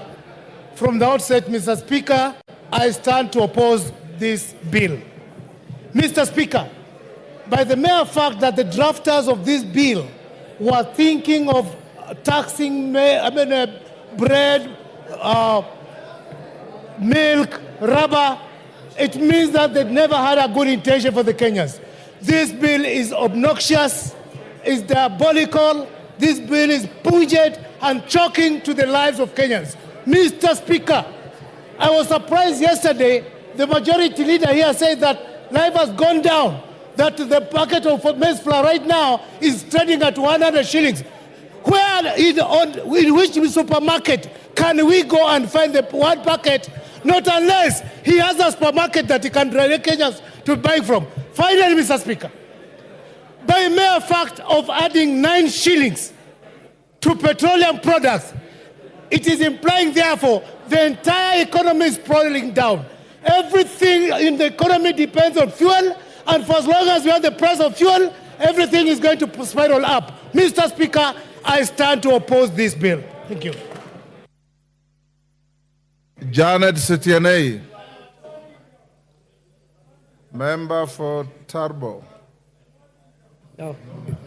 Thank you, Honorable Speaker, and I stand to support this financial bill 2024, Honorable Speaker, with amendments. Honorable Speaker, I support this proposed bill as one of the revenue-raising measure with proposed amendments because it's going to give Kenyans an opportunity to receive their due development. They are going to get electricity, the schools infrastructure, bursary. Farmers are going to get subsidy, increased milk prices. The sugarcane farmers are going to get their pending arrears. School-going children are going to be fed. Elderly people are going to get cash transfers. Honorable Speaker, this bill has also listened to proposals that are going to reduce what the wananchi were worried about. The VAT on sugarcane transportation, the removal of 16% on bread, removal of exercise duty on removal of, protect me, Honorable Speaker. This bill proposals are going to see that VAT is removed on bread. There is excise duty removed on money transfer. There is also VAT removed on sugar. Yes. Engineers Zengu. Thank you, Mr. Speaker, for giving me this opportunity. I have waited from yesterday, but I want to say from the onset that I raised to oppose this Finance Bill 2024, and there are many reasons why I am opposing it. But one of the reasons is that it is increasing, or it is putting a levy on clinker, which is an imported component of cement. And yes, Honorable Jeanette, what is it? Speaker. What is it? Speaker. Order. Kachini bwana. Speaker. Mr. Speaker. Yes. I wanted to seek your indulgence, Mr. Speaker. Mr. Speaker, as you are aware, to those who are in Parliament, there is time for everything. Order, members, I can't hear clearly. Go ahead. Mr. Speaker, as you're aware, in Parliament, there is time for debate, and then there is time for voting. Mr. Speaker, some of our members here on my side took early lunch. They are taking lunch by 10 a.m., I think, ugali and nyama. And they have come here so that their vote can count, Mr. Speaker. So, Mr. Speaker, having debated this bill now extensively, I think we should go now to do our constitutional duty of voting, Mr. Speaker, so that Kenyans can know which direction we are taking, Mr. Speaker. So, Mr. Speaker, I seek your indulgence to call the mover to reply, Mr. Speaker. Thank you, Honorable Jeanette. Let Nzengu finish. I had an intention of giving Rosi Museo. Then I will call the mover to reply. Thank you, Mr. Speaker. Mr. Speaker, from the Finance Bill 2023, it is reported that the road maintenance levy was not collected enough because of increment in the price of the petroleum product. This year, Honorable Speaker, the same mistake is being repeated. We know that from Finance Bill 2023, the price of cement went up, the price of steel went up because of the export promotion and investment levy, which is unnecessary because it is meant to promote monopoly in the industry. The same people that produce cement are the same people that are producing steel, and that is why the cost of construction has gone up, and being a deterrent to a lot of Kenyans from constructing their houses or their property. So, Mr. Speaker, I want to say that I want to reject the proposed bill totally and as a whole. Thank you. Women Rep Muranga. After that, Rose Museo, then the mover be ready to reply. Okay.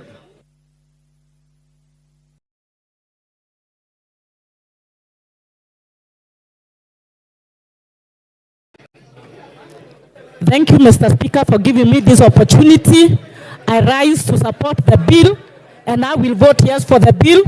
Voting for this bill, we are voting for real issues, Mr. Speaker, not for the negative things that have been said in the media to whip emotions. Mr. Speaker, voting for this bill is voting for 6.8 billion for coffee cherry fund. Mr. Speaker, voting for this bill is voting for 46,000 GenZ teachers who are internship to be put in the payroll to be employed. Mr. Speaker, we are here to tell our brothers from the opposition that we don't need to whip emotions, and we know who are the sponsors of the ongoing Maandamano, and we revisit after the bill. Thank you, Mr. Speaker.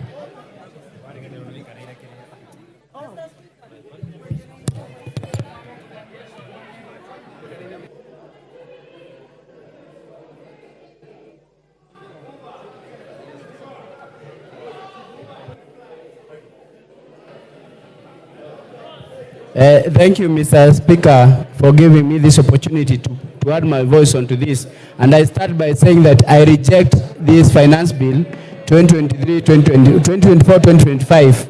And Mr. Speaker, you can see from what is happening in the streets of my constituency, the picketing and the protesting the people are doing on my constituency, because this bill is not undergo due public participation. And that is why I'm saying if they listen to the people in the first place, they should listen again and they take the bill back to the people. We reject it and we ask for it to be withdrawn, be taken to the people, because the people are the taxpayers. They are the people we are subjecting to these taxes. They should be heard. And then, Mr. Speaker, I would like to ask the government side not to pretend that they are doing Kenyans favors by introducing these amendments. Actually, these amendments were not there in the Finance Bill 2023. It is not a favor you are doing the people of Kenya, and we are asking the people in the government to listen to the common mwananchi.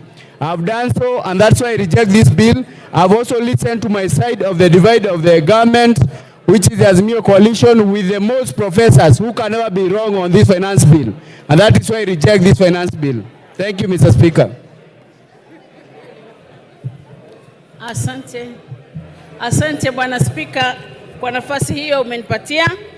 Mimi natoa sauti yangu kupinga mswada huo wa fedha wa mwaka 2024 na 25. Kwa sababu watu wa Makwiny wameniambia kabisa mswada huo hawezi kukubali jinsi ulivyo, na nasema hivyo kwamba Wakenya wametoka katika janga la corona ambalo limeweza kufanya wengi waliishiwa na biashara zao, wengine hawako kazini, na maisha ya Wakenya yamekuwa katika hali ya juu sana, na serikali haijafanya mikakati maalum ya kuweza kuboresha maisha ya wananchi wa Kenya. Tungekuwa katika nyumba hii tukiongea jinsi ambavyo tunaweza kuwasaidia Wakenya waboreshe maisha yao. Nasema hivi ya kwamba kupata pesa ambazo ni za kuweza kusaidia serikali kuendelesha mambo yao, kuna njia nyingi.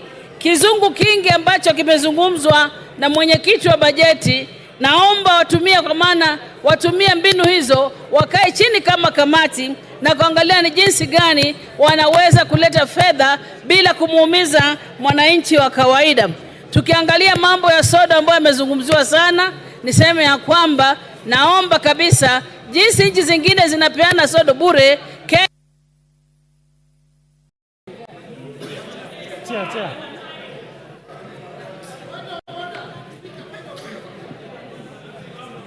Yes, Honorable Kimilu. Honorable Kimilu. Speaker, is it in order for you to deny me a chance to reject this finance bill? Because I've been here since just a day, and you not give me any chance, but I reject this bill, Mr. Speaker.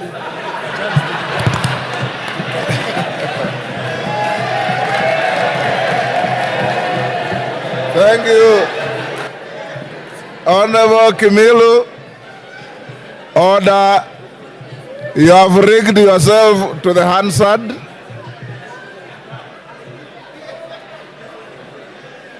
Korea Kimani. Yeah. Korea Kimani.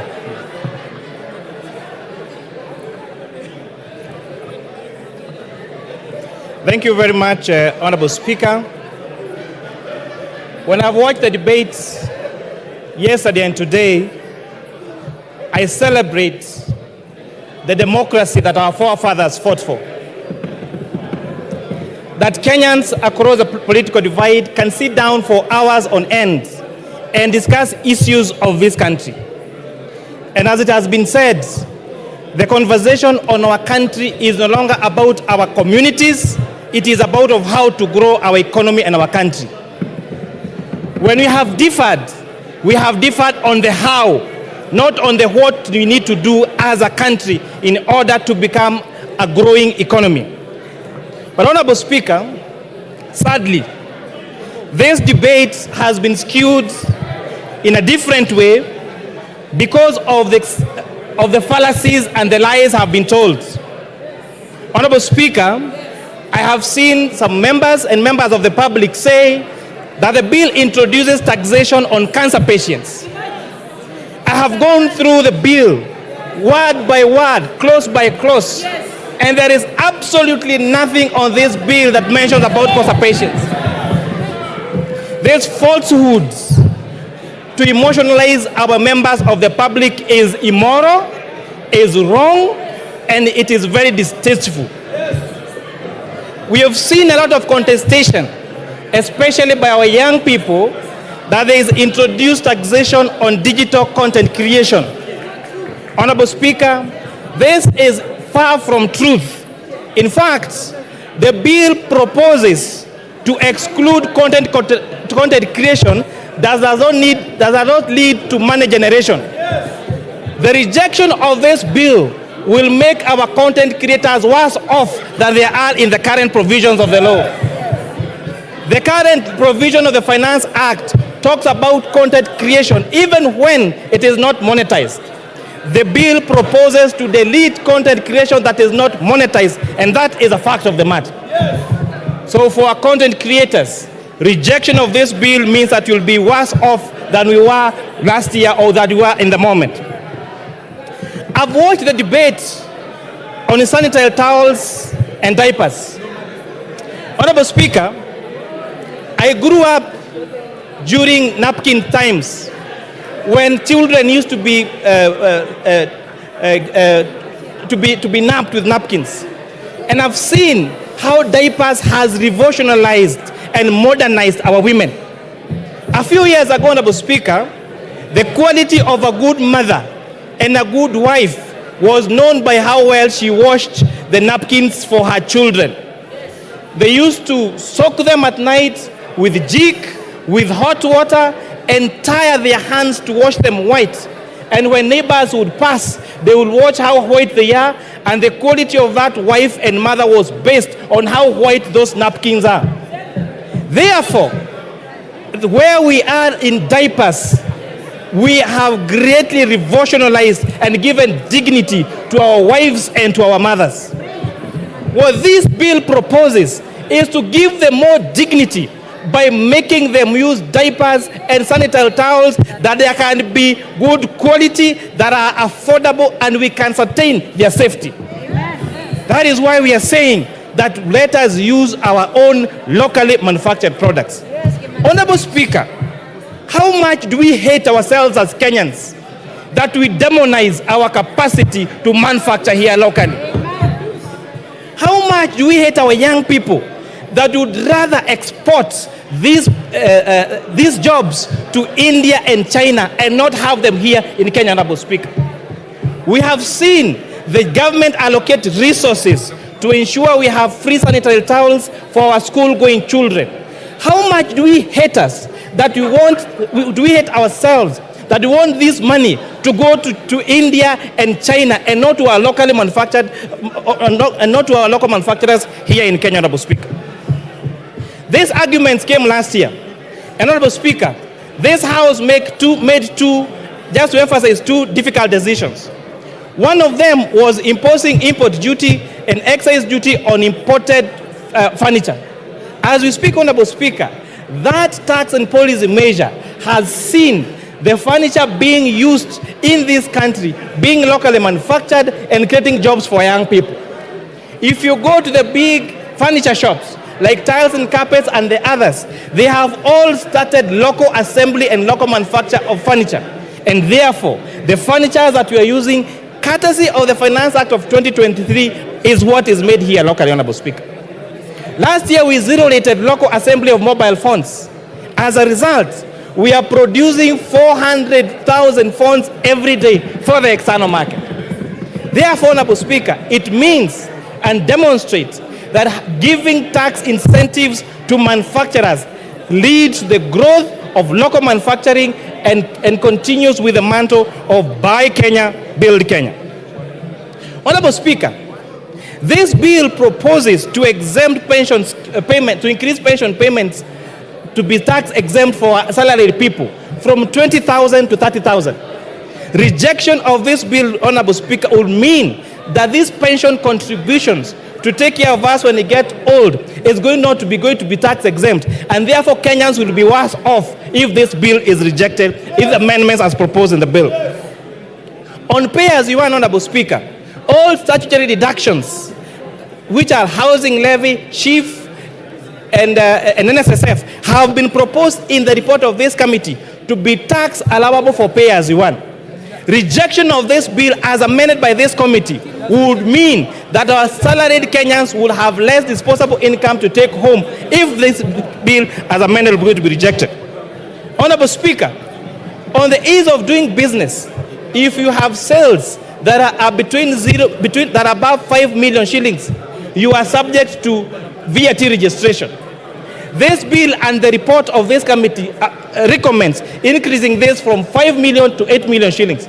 Therefore, rejection of this bill will, as amended by the committee, will make it more difficult for our businesses. Honorable Speaker, you had the complaints on eating systems last year for our avocado farmers and for the young traders. This bill, as proposed with the proposed amendment by the committee, is exempting subsistence farmers and SMEs with a turnover of less than 1 million shillings from... Yes, order. Jared Okello, what is the point of order? And under what standing order are you raising?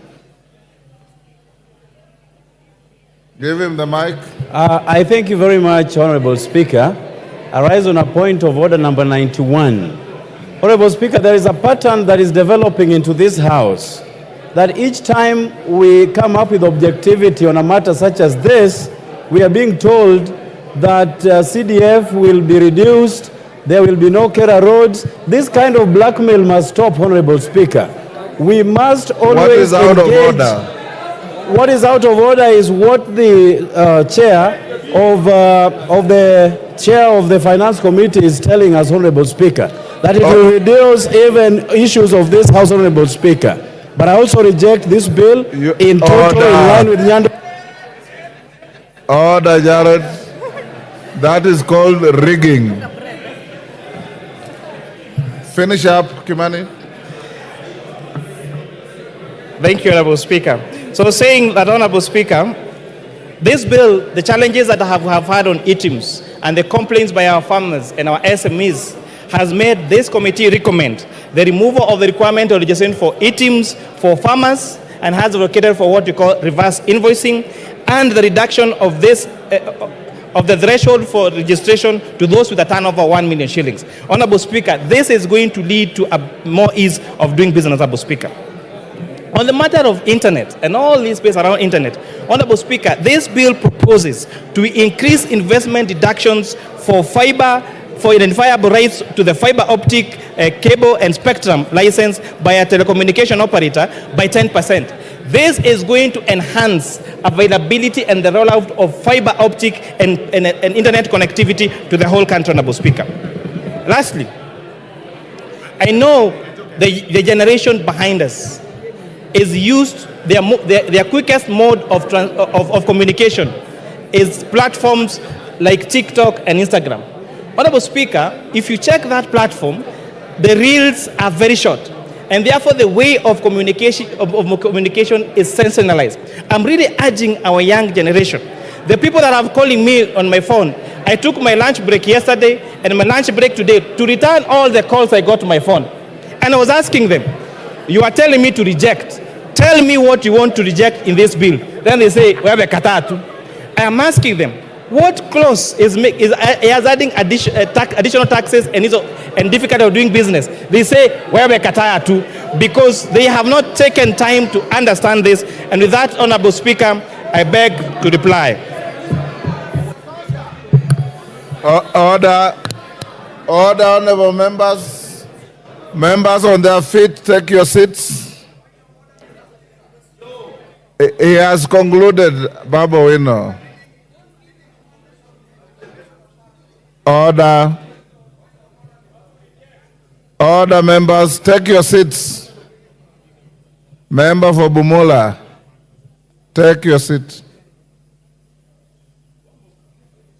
Member, take your seats. Member for Kuresoi. Honorable members, Nyamita, take your seat.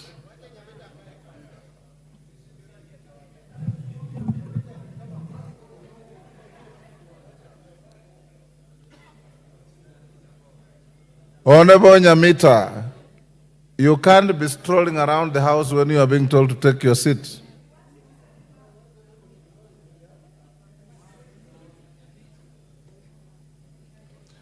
Honorable members, we have come to the end of debate on this bill, the Finance Bill, National Assembly Bill number 30 of 2024. Before I put the question, I want to direct the House as follows. My question will not attract a voice vote. We will go straight into division. I had directed the House yesterday, and I repeated this morning, that in the interest of proper time management, the voting will be electronic. Order. Order. Order. Order. Honorable Kajwang. Honorable Kajwang, you are my junior but a senior lawyer, and I expect a lot more from you. Honorable members, the Speaker can read the mood in the House. I don't want to give anybody an excuse to go and play to the gallery. Whether you vote electronically or you vote manually, the result is the same. Order. Order. Order. I have consulted with your leaders. Order. I've consulted with your leaders, and they do not have a hard feeling either way. Order. Order. Order. Order. Consequently, I'll put the question. I'll direct thereafter the division bell to be rung for 5 minutes. The whips, if your members are still loitering out there, you have 5 minutes to get them into the House. Within the 5 minutes, the whips on either side, bring your two tellers, and we will then close the bar and go into manual voting.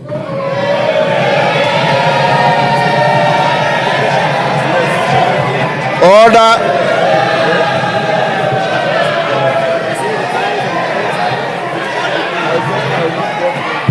Order.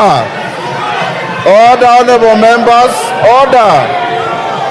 Order. I now put the question. I'll now put the question, which is that the Finance Bill, National Assembly Bill number 30 of 2024, be now read a second time. As many as of that opinion say aye.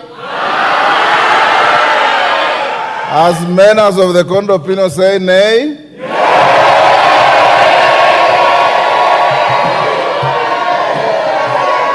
Order. Order. Order.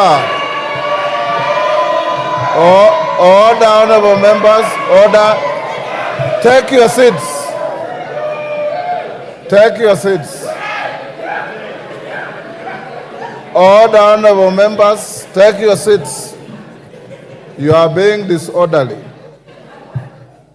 Before even the Speaker announces the outcome of the voice vote, you are on your feet, claiming a division, meaning you are claiming that you have lost. All right?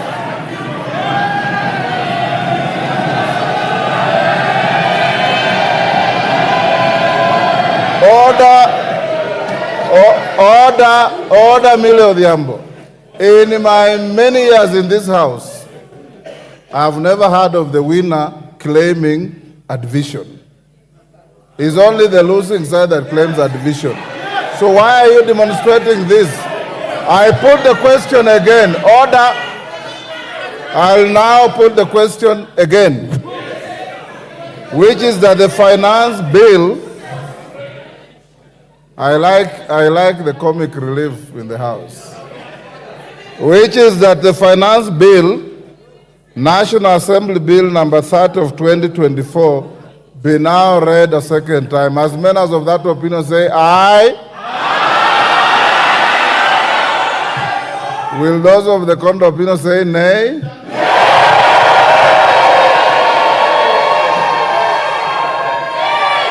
The ayes have it.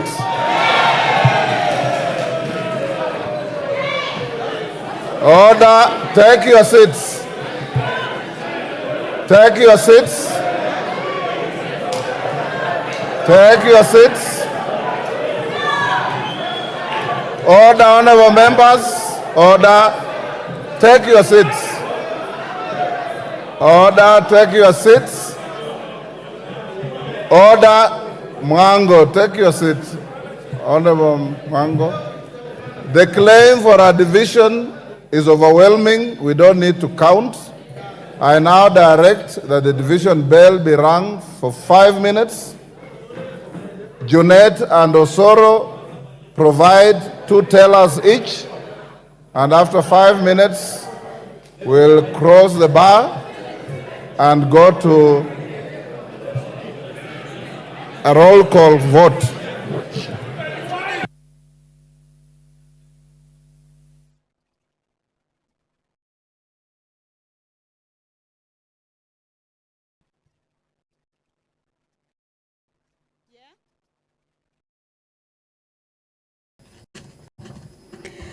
Well, as directed by the Speaker of the National Assembly, Honorable Dr. Moses Wetangula, is that the division bell be rung. This is for 10 minutes. And of course, this is the part where the members of the National Assembly will be taking a vote on whether the bill, that is the Finance Bill 2024, whether it be read a second time. And it has been indicated by the Speaker that the vote will be a roll call vote. What we have just witnessed is that the members have taken a vote. That is when the Speaker indicated that those who are of that opinion that the bill be read a second time say yes, and those who are not of that opinion say no. And it was realized that the ayes had it, but of course there was a claim for division, and that is what has necessitated this particular division. By roll call means that the members will be called by name to give their opinion on the position on whether that particular bill be read a second time. Remember, this is the point that usually comes after the bill, after debate on that bill has taken place extensively and also exhaustively on the floor of the House. The finance bill debate has been on for close to 2 days, as it started on Wednesday, that is yesterday in the morning, throughout the day, and this morning before that debate was concluded just a few minutes ago. And the next stage is for the bill to be read a second time for it to be able to proceed to the next stage. That is for consideration of the amendments at the Committee of the Whole House stage. Once that 5-minute division bell is over, as directed by the Speaker, the whips of the House, this means the whip from the majority side as well as the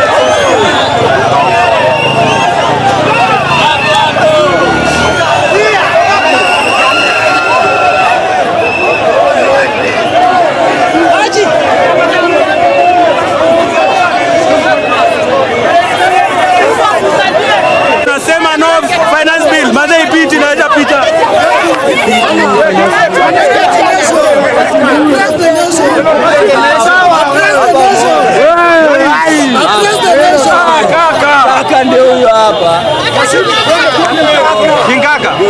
Kamoja bana bonga wapi? Live. Wewe unajua, sina nani bonge unajua. Reject bana. Reject. Twendeni hivi. Don't go that side. Kama hiyo reject. We are ready. Reject. Wanaanza kuedi.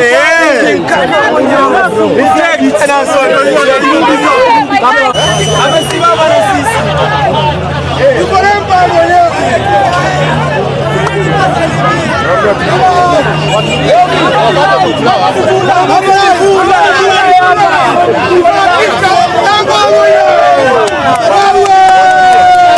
Undercover. Mimi niko hapa.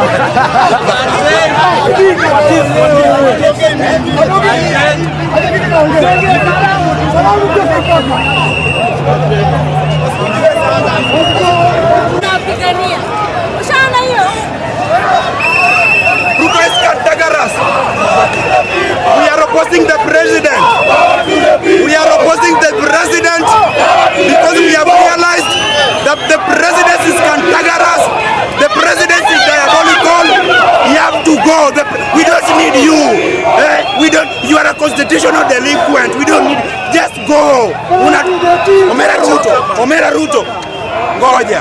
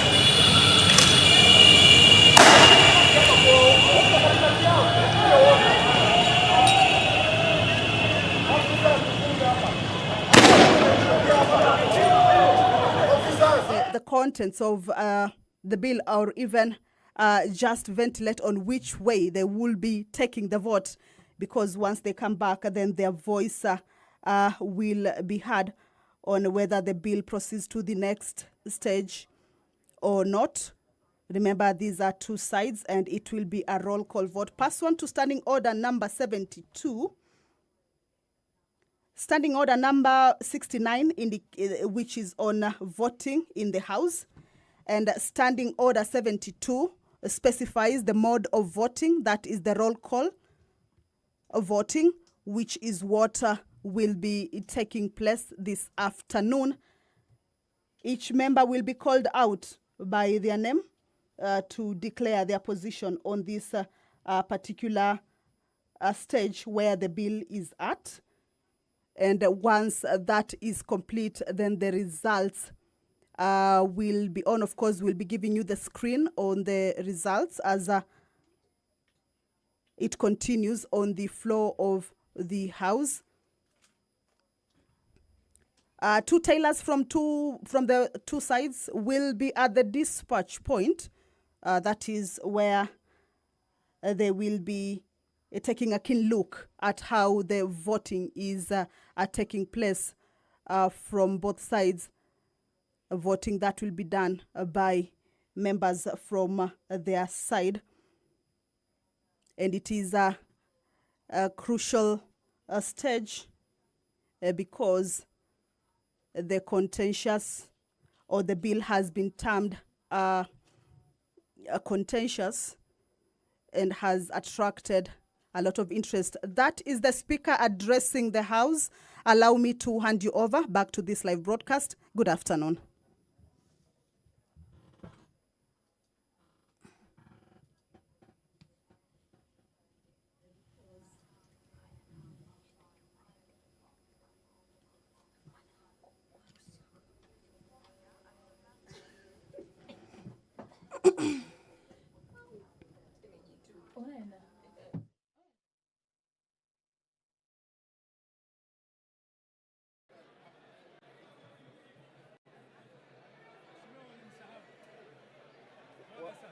Wakubwa wenu walisema tufunge. Oh, sorry. Sits.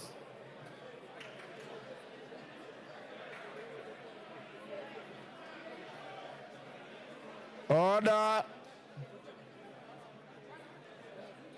Honorable members, take your seats.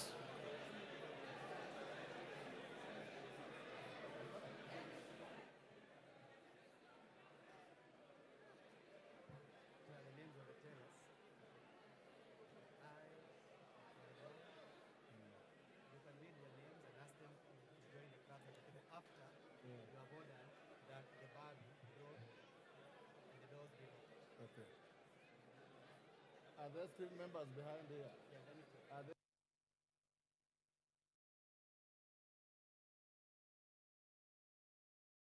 Members, order, take your seats.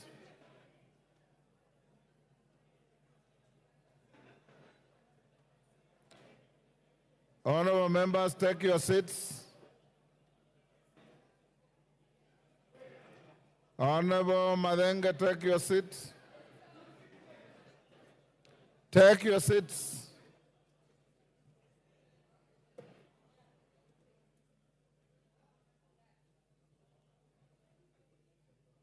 Honorable members, take your seats. I now order that the bars be drawn.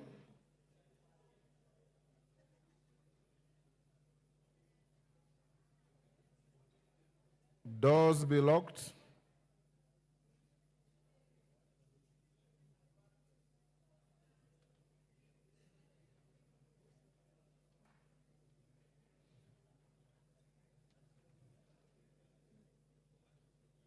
Do I put the question again before the second vote?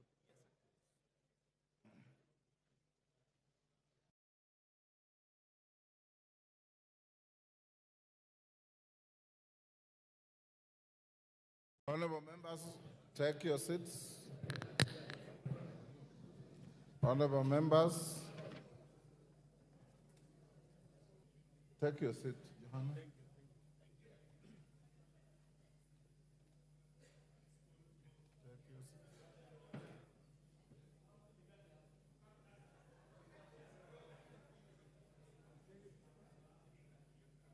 Rindikiri, take your seat.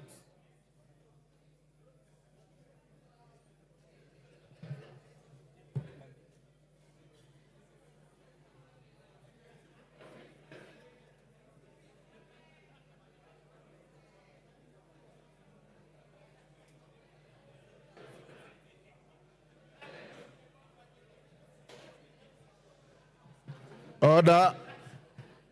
Order, honorable members. Honorable members, the following have been appointed by the whips as tellers. For the ayes: Robert Bukose MP, Eric Wamumbi MP. For the noes: Julius Mawathe MP, Jared Okello MP. The vote available to each member is ayes, which is yes, nays, which is no, and the third vote is abstention. Those of you who wish to abstain, you record your name at the clerk's desk when you are called, or when you shout that you abstain. I'll now, pardon?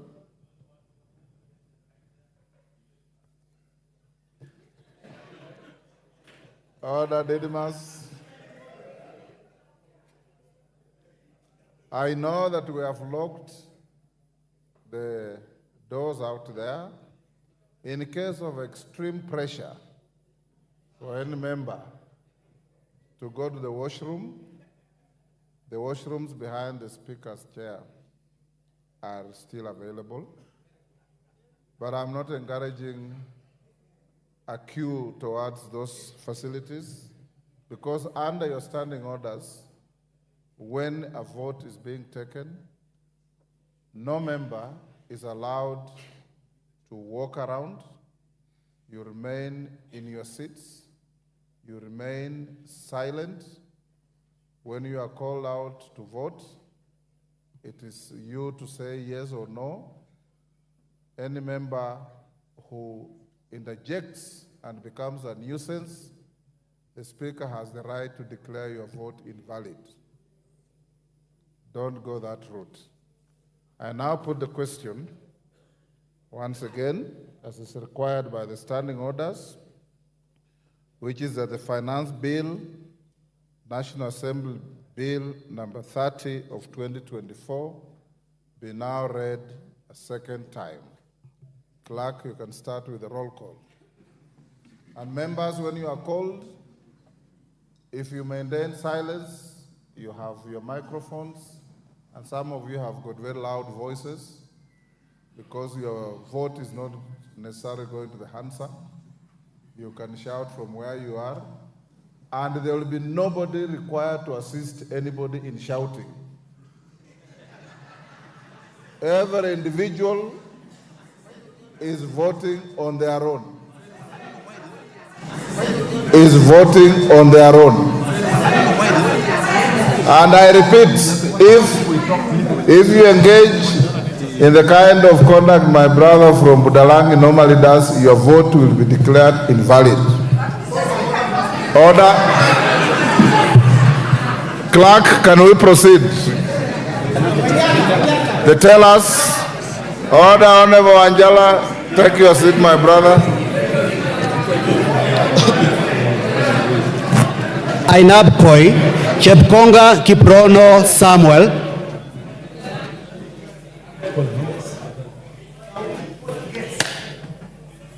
Ainamoi Langat Benjamin Kipkrui. Aldai Kitani Marian Jebet. Alego Usonga Atandi Samuel Onunga.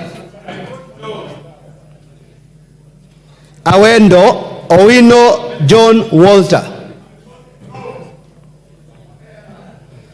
Bahati Mrembo Irene Njoki.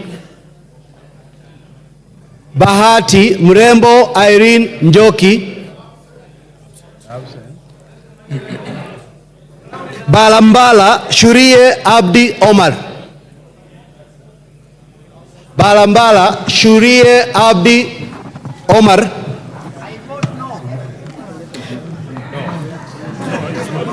Baringo County. Order. Babu Wino. Order. Honorable Babu Wino, you are grossly disorderly. You are not Shurie of Mbalambala. And you cannot do what you are doing. You are a decent young man. I don't know why you keep doing these things. Order. Honorable, tell us and the clerk, be on the lookout. A member who is called is the only one entitled to vote. And I want to encourage you, Opio and I, to counsel your members. Ichungwa, counsel your members. Let's not engage in disgraceful behavior.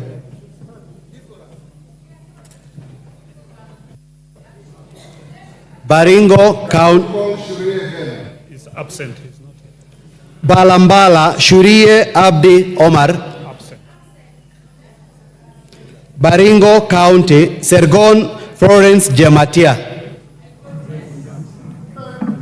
Baringo Central Kandie Joshua Kipiegon. I vote yes. Baringo North Kipkoros Joseph Maglap. Baringo South Kamuren Charles. Belgut Koech Nelson.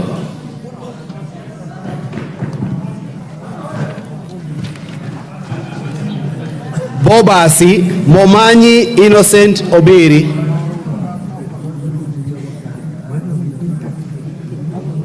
Bamachoge Borabu, Barongo Nolfason Obadia, Bamachoge Chache, Alpha Miruka Undieki,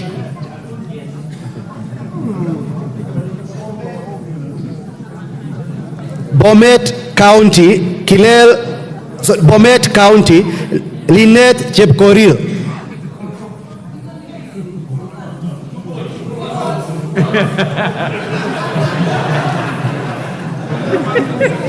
Bomet East, Yegon Richard Kipkemoi,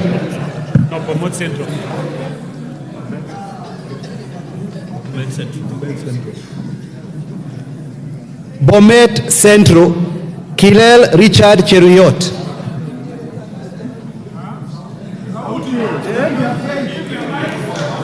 Bonchari, sorry, let me repeat, allow me. Bomet East, Yegon Richard Kipkemoi, Bonchari, Mamwacha Onchoke Charles, Bondo, Ogola Gideon,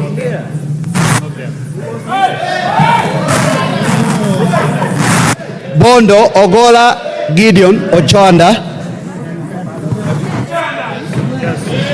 Borabu. Order members, no cheering. There's no vote that attracts any cheering. Remain silent. Borabu, Osero Patrick Kibagendi, I vote no.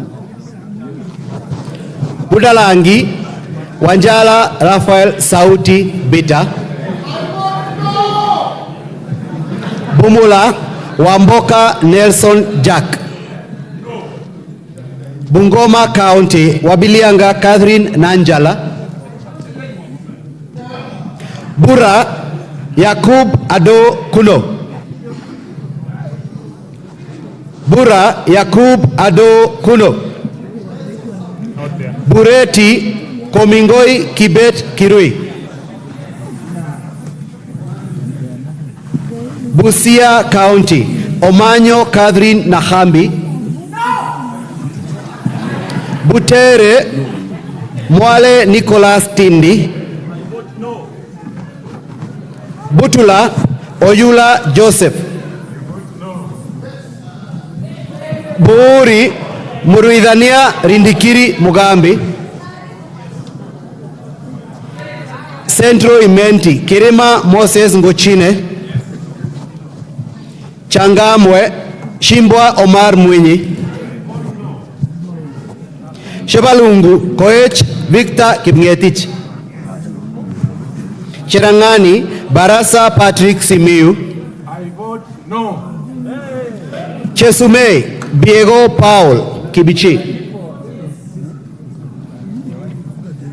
Chuka Iganga Ng'ombe Mtwega Patrick Munene, Dadab Farah Maalim, Dagoreti North Elachi Beatrice, Dagoreti South Waweru John Kiarie, I vote yes. Eldama Ravine Sirma. Order clerk, order Honorable Junet. In the course of voting, the House does not entertain anything else. No points of order, no moving around. The tellers and the clerks are not complaining. They are okay. So, order, honorable members. Order. You have given these 4 honorable members a responsibility to guard, to oversee, to protect your vote. Trust them. Any member who has a stress in his voice or her voice and needs a mic, is a portable mic, but continue the way you are doing. The stress is on the other side. Eldama Ravine Sirma Musa Cherutich, Eldas Kinan Adan Welie, Elgeyo Marakwet, Jepto Ngerechei Caroline, Embakasi Central, Gadhiro Majadong Benjamin, Embakasi Central, Gadhiro Majadong Benjamin, Embakasi East, Babu Owino Ongili, Babu Owino Ongili.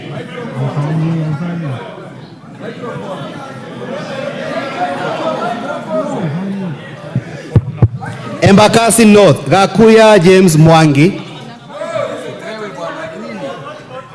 Embakasi North, Gakuya James Mwangi.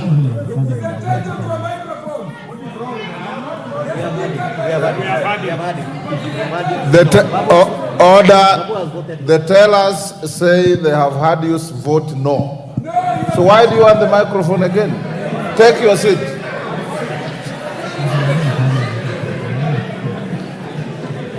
Embakasi North, Gakuya James Mwangi. Embakasi South, Mawathe Julius Musili. On behalf of Embakasi South people, I vote no. Embakasi West, Mwenje Mark Samuel Mureithi. Embu County, Double N Pamela Njoki. Emgwen, Lelmegit Joses Kipto. Emuhaya, Omboko Milemba. Emurwa Dikir, Johanna Ngeno. Endebes, Pukose Robert. Yes. Fafi Yakub Farah Sala.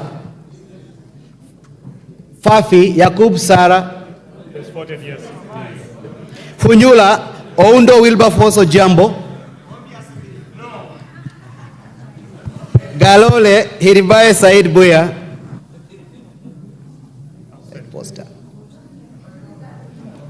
Ganze Tengule Charo Kenneth Kazungu.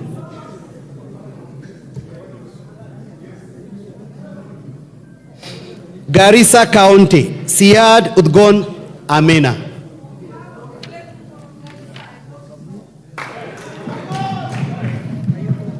Garissa Township, Baro Deko Mohammed.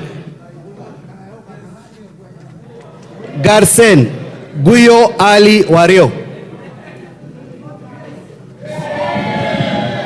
Gatanga, Moreu Wakili Edward.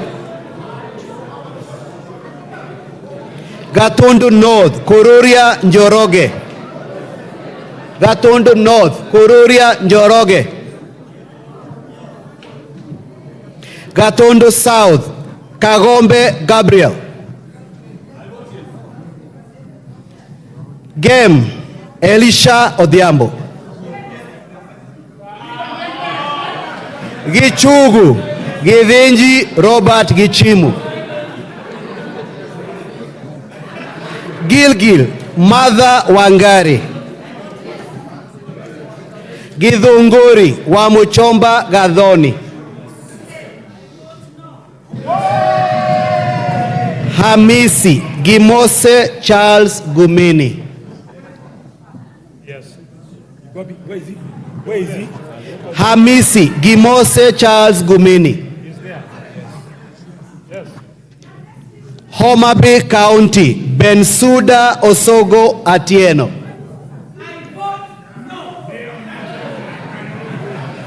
Homa Bay Town, Kaluma George Peter Opondo. Igembe Central, Karithi Kiili Daniel. Igembe North, Julius Taitumu. Igembe South, John Paul Mwirigi.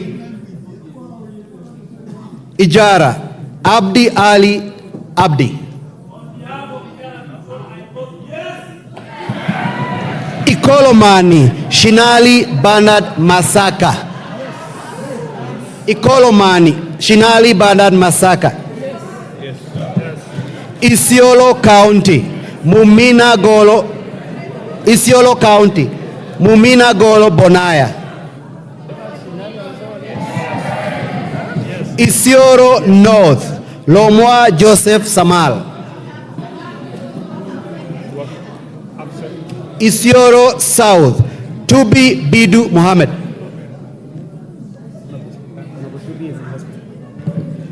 Honorable members, your colleague Honorable Tubi of Isiolo South is recuperating in Nairobi Hospital. I talked to him this afternoon. Let's pray for him. There is no vote for him. Go. Jomvu Badibadi Twalib. Juja Koimbori George. Juja Koimbori George.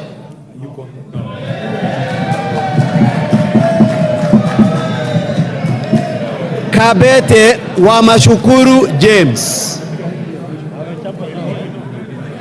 Kabete Wamashukuru James.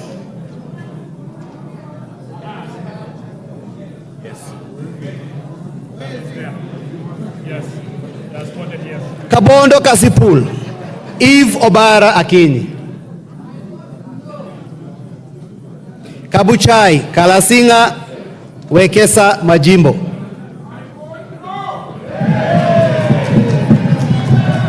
Kacheliba Titus Lote. Kacheliba Titus Lote. Kaiti Kimilu Joseph Kivinda.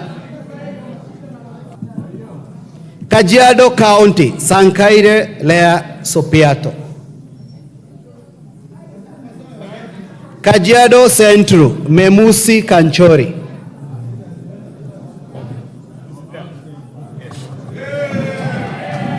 Kajiado East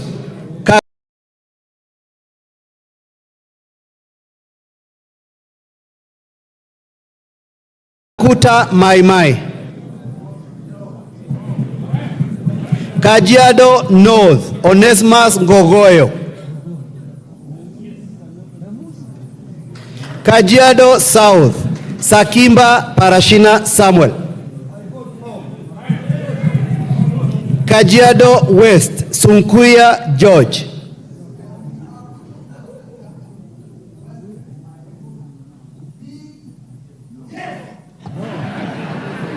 Kakamega County Elsie Muhanda. Kakamega County Elsie Muhanda. Kaloleni Katana Paul Kahindi. Kamukonji Hassan Abdi Yusuf. Kandara Chege Njoguna. Kandui Makali John. Kangema Peter Irungu Kihongi. Kangundo Fabian Chule Muli. Kapenguria Moroto Samuel Chumel. Yes. Kapseret Oscar Sudi.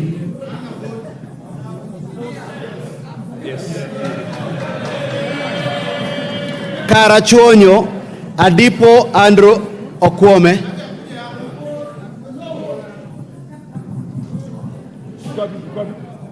Kasarani Karauri Ronald Kamuiko.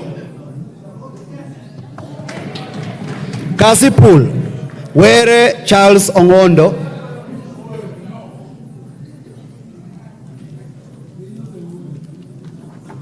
Kadiani Robert Mbui. Keio North Adams Kipsanai. Keio South Gideon Kemayo.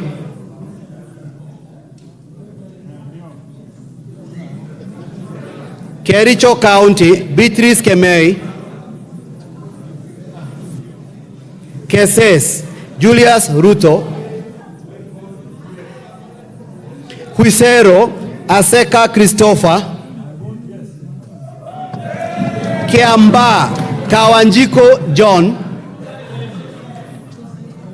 Kiambu Waidhaka John. Kiambu County, Wamuratha Ann Wanjiku. Kibra, Peter Orero. Kibwezi East, Jessica Mbalu. Kibwezi West, Mutuse Mwengi. Kieni, Wainaina Njoroge. Kigumo, Joseph Munyoro. Kiharu, Ndindi Nyoro. Kikuyu, Anthony Kimani Ichungwa. Kilgoris, Julius Sunkuli. Kilifi County, Gertrude Mbeyu.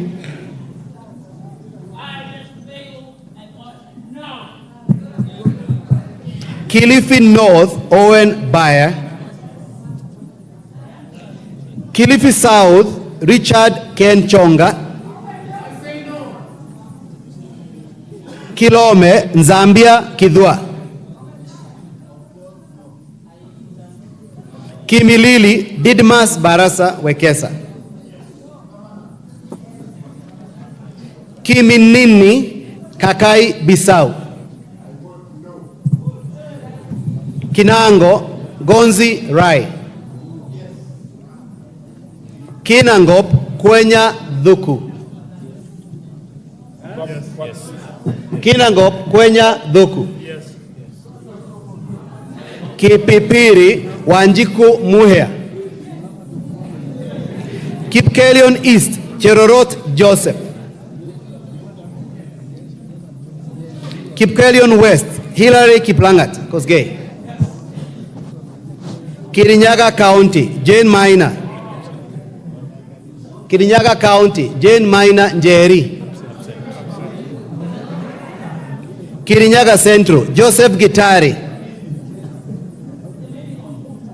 Kisauni, Benzimba Rashid Juma. Kisii County, Donya Doris Aburi. Kisii County, Donya Doris Aburi. Absent. Kisumu County, Ruth Othiambo Busia Odinga. Kisumu Central, Oron Joshua Odongo. Kisumu East, Shakil Shabir. Shakil Shabir. Kisumu West, Rosa Buyu.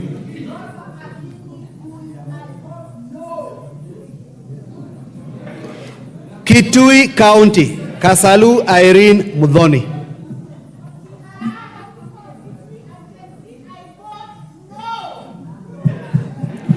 Kitui Central, Makali Benson Mulu.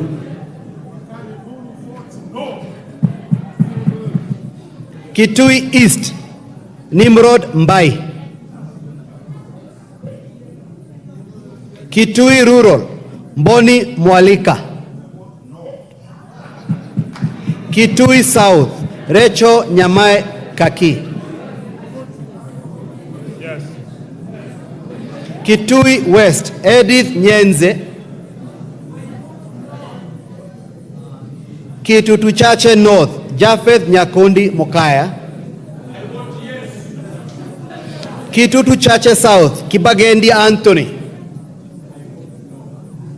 Kitutu Masaba, Gesairo Clive Ombane.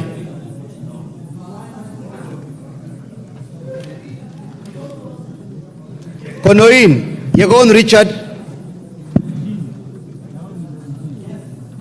Kuresoi North, Mutahi Alfred. Kuresoi North, Mutahi Alfred. Yes. Kuresoi South, Tonui Joseph. Kuria East, Kitayama Maisori Marwa.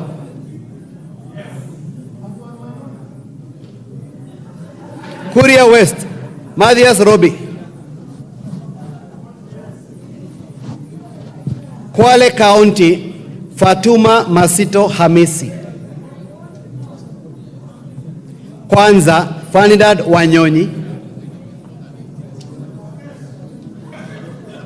Lafe, Abdurrahman Mohamed Abdi. Lafe, Abdurrahman Mohamed Abdi. Lagdera, Mohamed Hussein Abdikadir. Yes. Laikipia County, Jane Kagiri. Laikipia East, Kiunjuri Festus. Laikipia North, Sara Korere.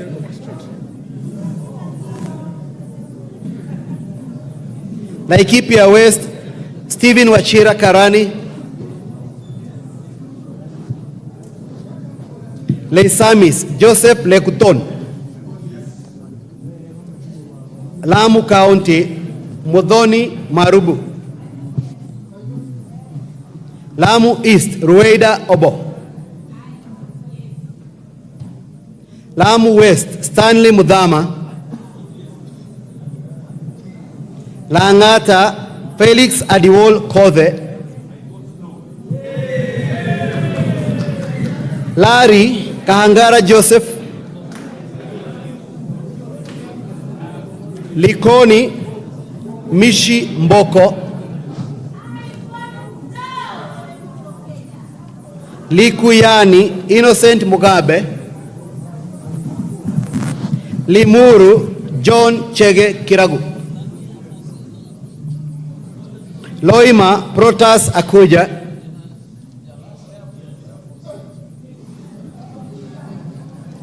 Luanda, Dick Maungu. Lugari, Nabii Nabwera Daraja. Lunga Lunga, Chiforomondo, Mangale Munga. Lurambi, Titus Hamala Mkhwana. Mara, Kareke Mbiuki. Machakos County, Joyce Kamene.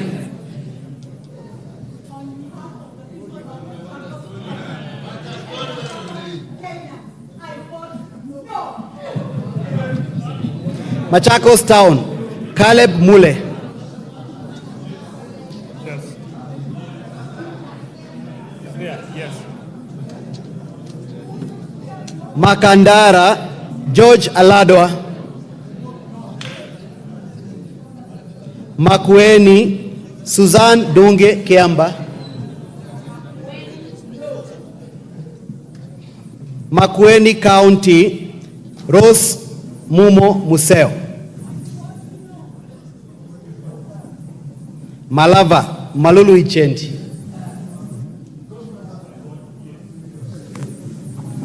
Malindi, Amina Munyanzi. Mandera North, Sheikh Bashir Abdurai. Mandera County, Umuhel Kasim. Mandera East, Abdurrahman Hussein Waitan Mohammed. Mandera South, Abdul Ibrahim Haro. Mandera West, Yusuf Adan Haji. Mandera West, Yusuf Adan Haji. Manyata, Mukunji John. Manyata, Mukunji John.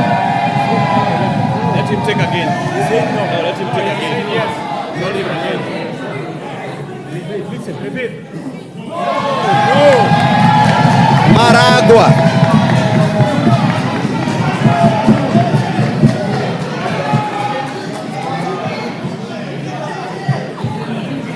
Maragua, Wamaua Njoroge.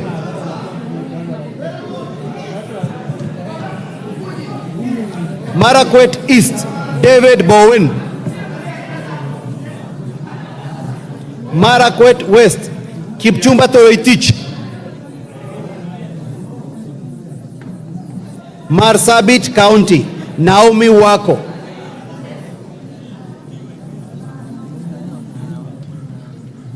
Masinga, Joshua Mwalio.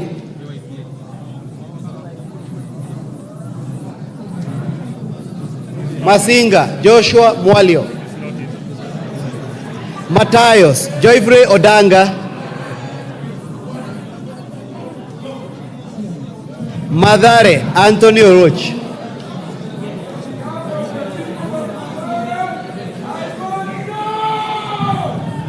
Madhioya, Edwin Mugo Gichoki. That should be a spoiled vote. Madira, Eric Mwangi Kahogu. I vote yes. Matuga, Kasim Sawa Tandaza. Yes. Matungu, Nabulido Peter Oscar. Yes. Matungulu, Stephen Mule. Mavoko, Patrick Kingola Macau. Mbere North, Geoffrey Kariuki Kiringa. Yes. Mbere South, Nabat Bernard Muriuki. Yes. Yes. Yeah. Boni, Erastus Kibasu.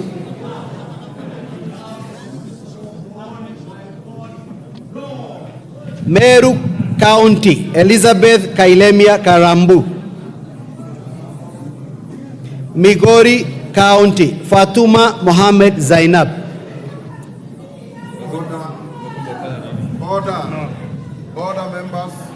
Baba, we not go back to your seat. Go back to your seat.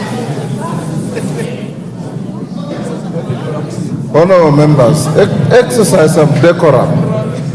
Junaid Mohammed, who is the chief whip of the minority, has not notified the speaker of the change of any teller.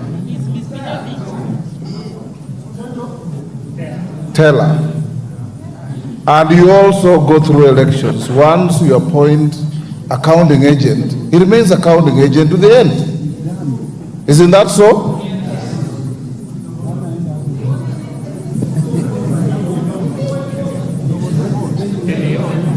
Mogotio, Kiborek Ruben. Moiben, Barto Phyllis. Molo, Kuria Francis Kimani.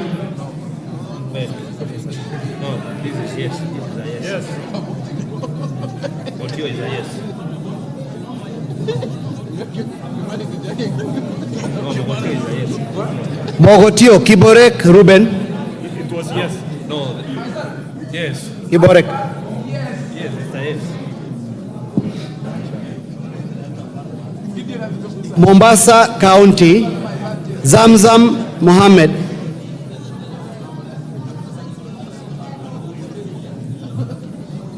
Mosop, Abraham Kirwa.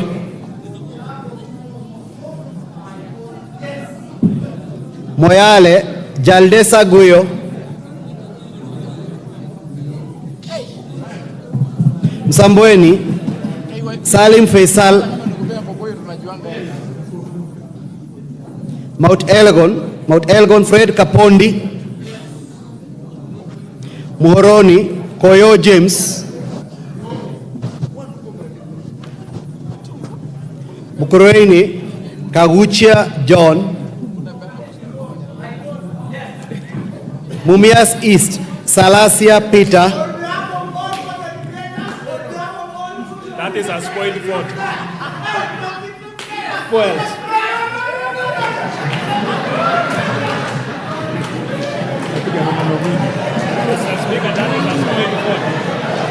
Mumias West. Order. Order. Order. Order, members. Order. Honorable Salasia, you are treated as if you have not voted. Can you vote? No theatrics. Mumias West, Johnson Naika. Murang'a County, Betty Maina Njeri. Yes. Mvita Machele Mohamed, Mwala Musioka Vincent Musau, Mwatate Peter Shake, Mwea Miri Maingi,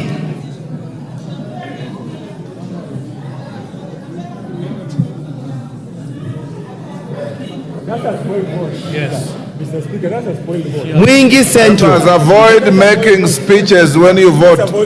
Where can you vote? Miri Maingi. Okay. Mwingi Central, Muliungi Gideon Mutemi. On behalf of Mwingi Central, I vote no! Mwingi North, Nzengu Paul. Mwingi West, Charles Nguna. Nairobi County, Pasari Zesta. Now that is another spoiled vote. Order.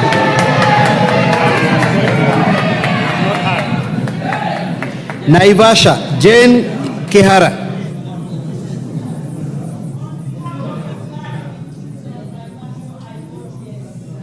Nakuru, Chelule Liza.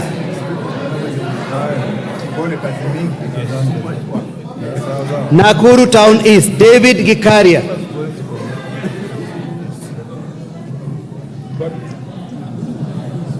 Nakuru Town West, Samuel Arama. Nambale, Godfrey Mulanya.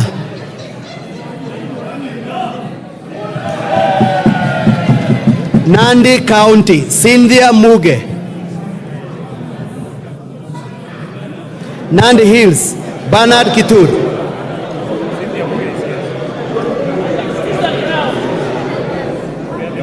Nandi County, Cynthia Muge. Nandi Hills, Kitur Bernard. Narok County, Rebecca Tonkei. Narok East, Aramat Lemanken. Narok North, Agnes Pareyo. Narok North, Agnes Pareyo. Narok South, Kitilai Olentutu.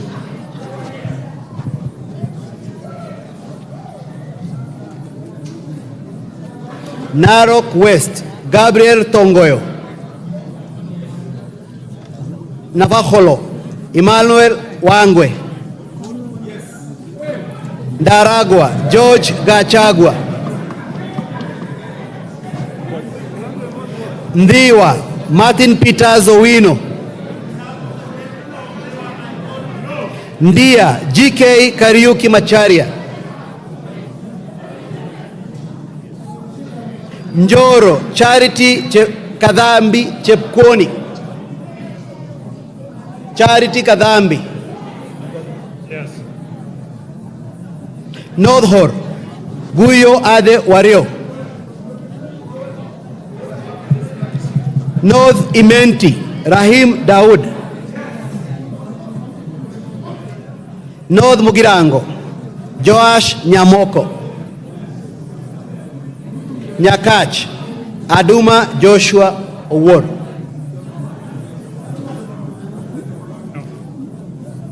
Nyali, Muhammad Ali. Nyali, Muhammad Ali. Nyamira, Jerusha Momanyi. Yes. Nyandarua County, Faith Gitau. Nyando, Jared Okelo. Nyando vote no. Nyaribari Chache, Zahil Janda. Nyaribari Masaba, Daniel Manduku. Nyatike, Tom Boya Ondege. Nyeri County, Rahab Mukami.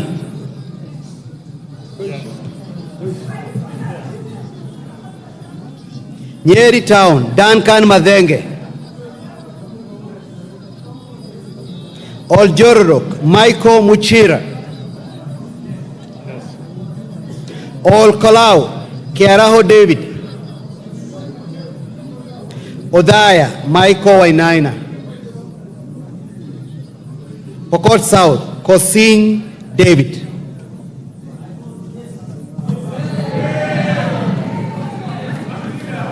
Rabbi Anthony Kenga Mupe. Rabbi Anthony Kenga Mupe.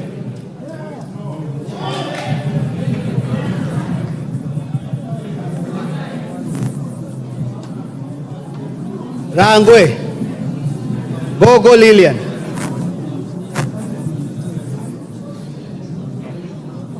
Rarieda Paul Otiende Amolo. Rongai Paul Kibet Jebor. Rongo Paul Abor. Roy Sambu Mwafrika Kamande.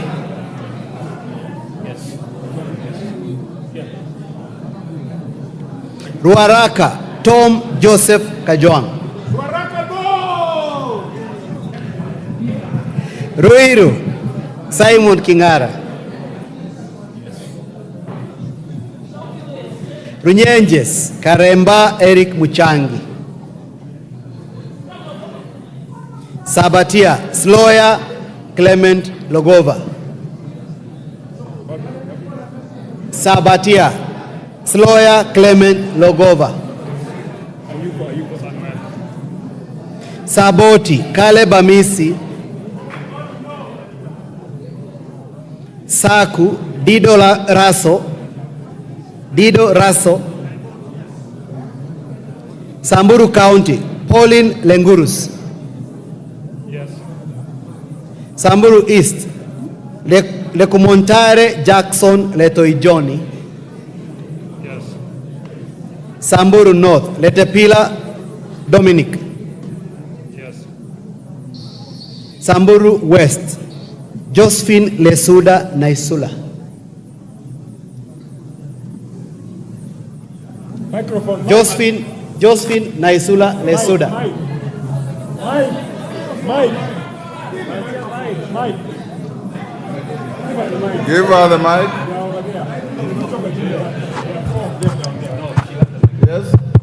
I vote no. Seme James Nyikal.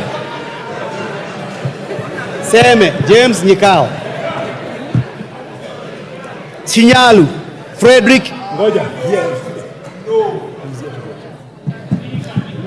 Chinyalu Frederick Ikana. Yes. Ikana, yes. Seme Frederick, Chinyalu Frederick Ikana. Yes. Siaya County Christine Ombaka. Sigor Peter Rochakapong. Sigoret Soin Justice Kemei. Sirisia John Waluke. Sotik Francis Sigei.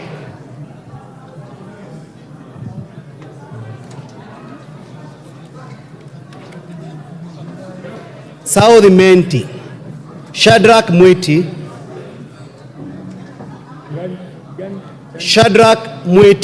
South Imenti. South Mugirango Silvanas Osoro. Soy David Kiplangat. Starehe Amos Mwago. Suba North Millie Grace Odhiambo. Suba South Karori Omondi. Yes. Subukia Samuel Gachobe. Yes. Okay, yes. Omondi has voted. He's there, he's voted. Suna East Junet Mohammed, Suna West, Francis Masara,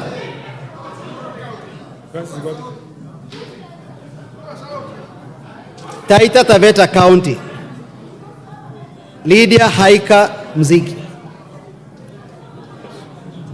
Tana River County, Amina Deka, Tarbaj, Bare Hussein Abdi.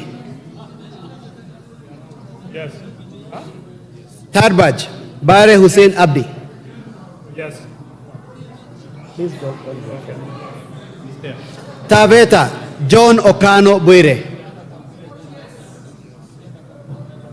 Teso North, Oku Kaunya.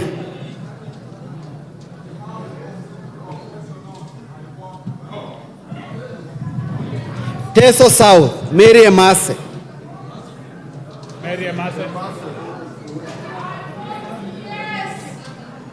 Teso South, sorry, Tetu,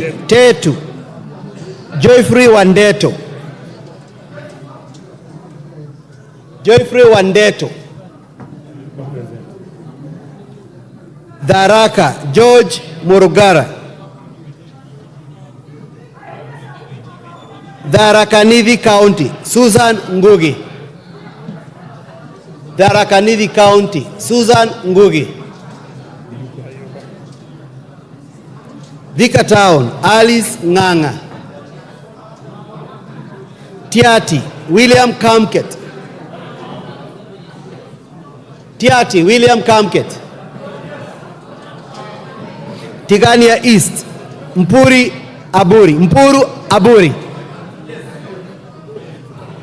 Tigania West, John Mutunga. Tinderet, Julius Meli. Tongaren, John Chikati.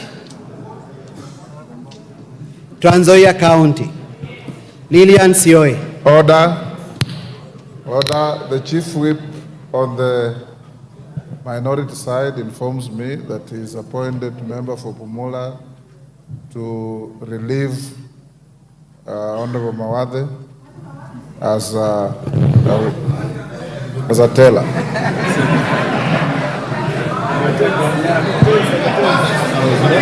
Trans Nzoia County, Lillian Sioe.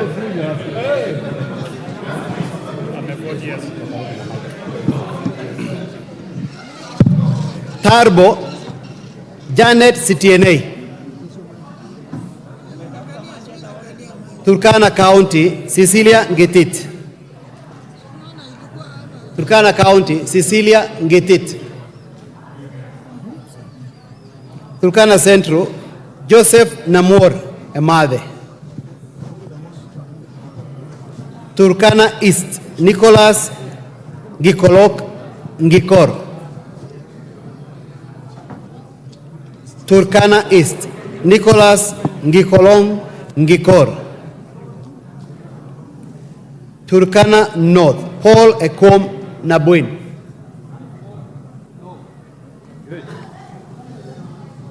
Turkana South, John Ariko.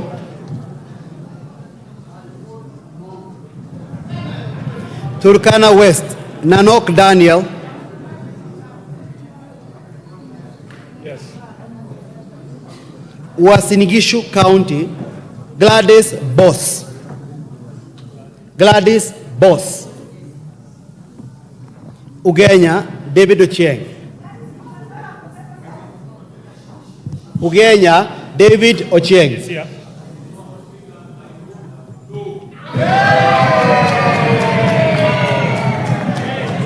Ugunja, James Wandai. Upio. James Wandai. Oriri, Mark Nyamita.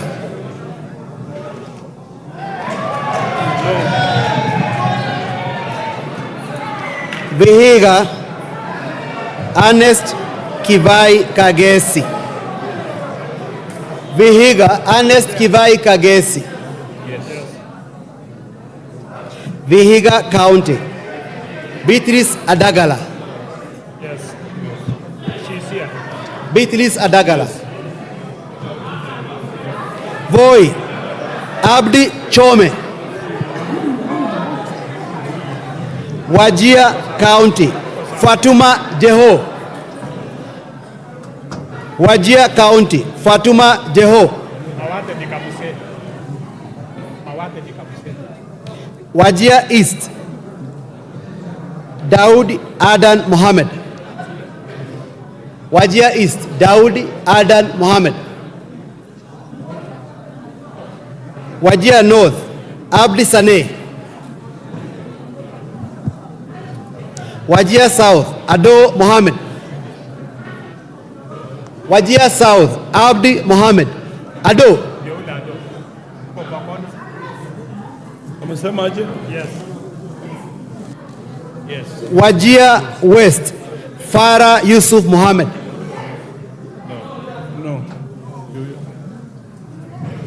Webuye East, Martin Pepela Wanyonyi. Kuna mtu hapa uzetiki na wanasema. I'm telling you. Abdi Daud Mohammed is out of the country.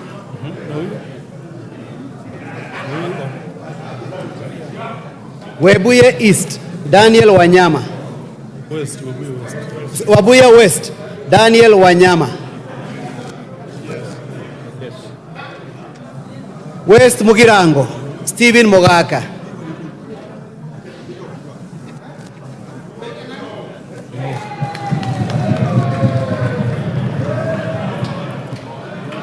West Pokot County, Rael Kasiwai Chepkemoi.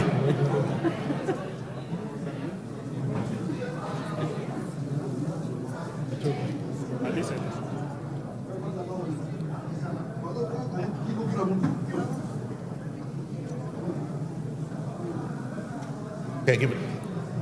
West Pokot, Kasiwai Rael Chepkemoi. West Pokot, Kasiwai Rael Chepkemoi. She's there. Yes. Yes. Yes. Westlands, Wetangula Timothy Wanyonyi. Wundanyi, Mwakuona Danson Mwashako.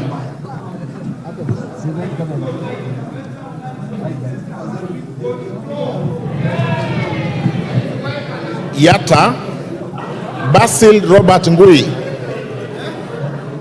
Yatta, Basil Robert Ngui. They are alive. No. They are alive. Yeah. Ali Abdisirat Khalif. Yes. Chege Sabina Wanjiru.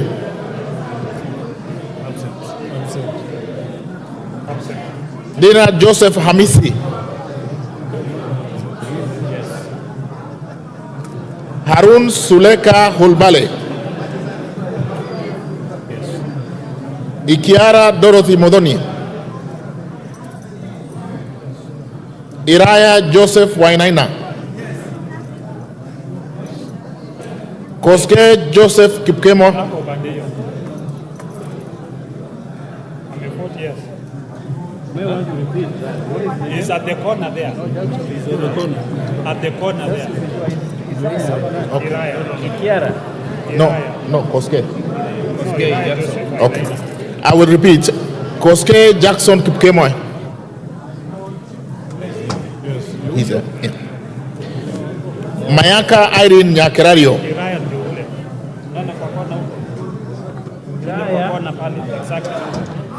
Irene Mayaka is here.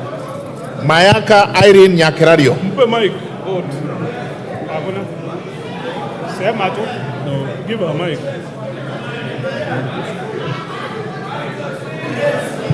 Mpe mic. On behalf of Gen Z and the people of Nyamira, I vote no. Mohammed Khair Harun. She is not nominated in Nyamira. That is a spoil for her. She's here. Mike, mpe mic. As the Gen Z of the House, born in the year 1996, I say no.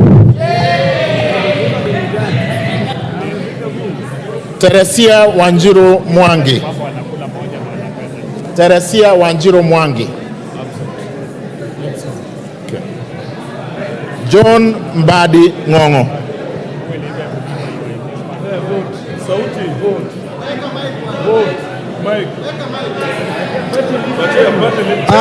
The authentic vote for Suba South is no.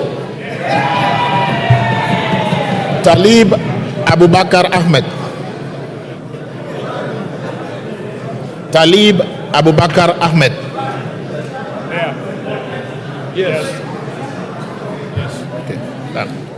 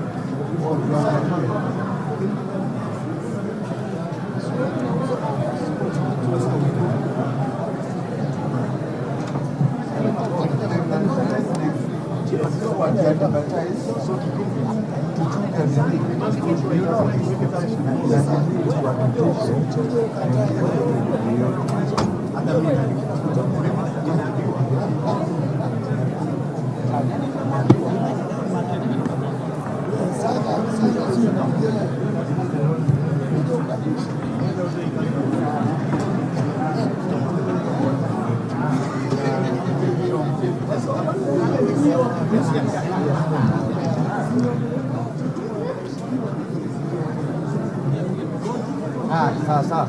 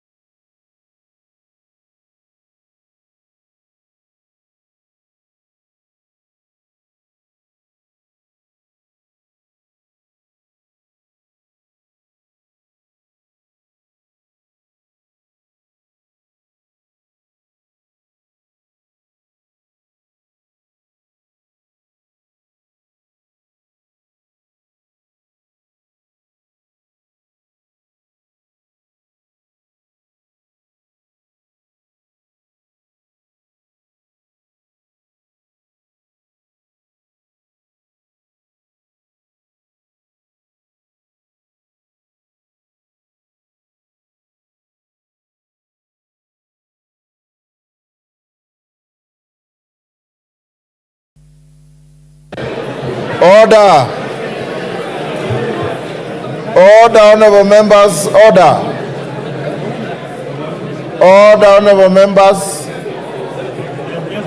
Order. The voting is not over until the results are announced. Take your seats. Order, members, take your seats. Kawanjiku, take your seats.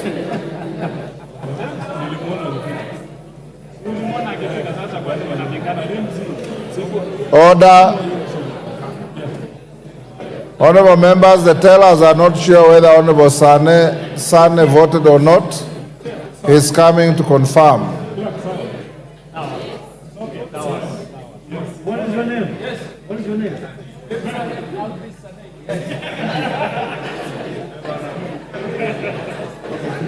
You are satisfied? Yes, sir. Yes, sir. Okay, Sane, take your seat.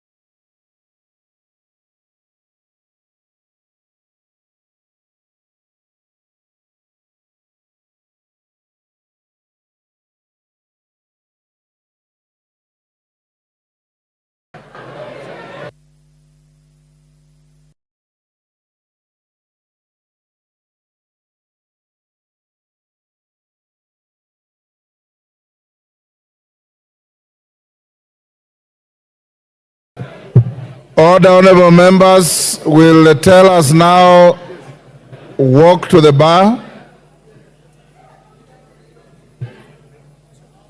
Will the tellers walk to the bar?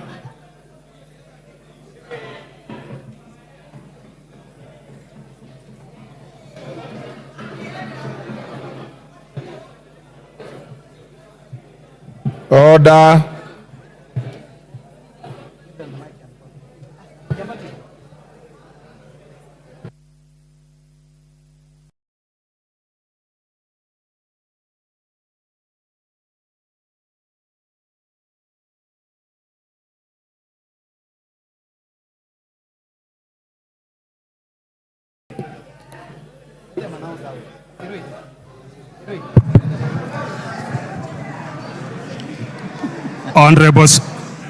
Honorable Speaker, the division on the second reading of the Finance Bill 2024 voting, the ayes 204, nays 115, abstention, order, abstention 0. Haya.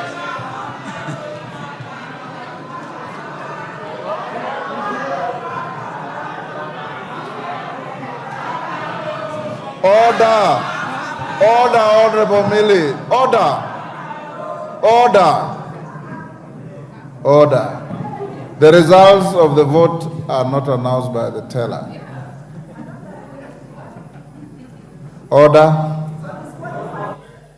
Honorable members, the results of the division on second reading of the Finance Bill 2024 is as follows. Ayes 204, nays 115, abstentions nil. So the ayes have it. Order. I now order for the bill to be read the second time. Order. Order. The House is in session. Order. Order. Clerk. Order. A bill for an act of Parliament to amend the law relating to various taxes and duties and for matters incidental thereto.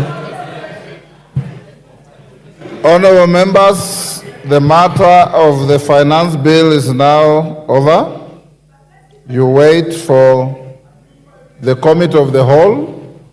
Those who have amendments to file, you know the deadline was 1 o'clock. The clerk and his team will process those amendments, and as you are told, the House will sit on Tuesday morning when we'll proceed on the same matter. I now order that the next order be open the bar, open the doors. Now call out the next order. Order number 9, motion, consideration of Senate amendments to the Independent Electoral and Boundaries Commission Amendment Bill, National Assembly Bill number 10 of 2024.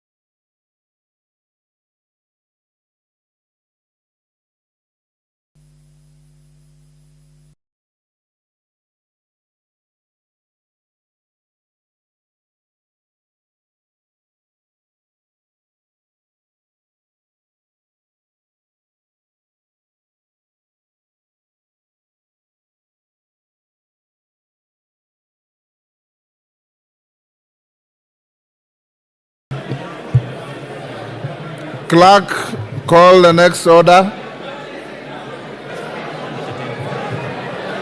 Order number 9, motion, consideration of Senate amendments to the Independent Electoral and Boundaries Commission Amendment Bill, National Assembly Bill number 10 of 2024.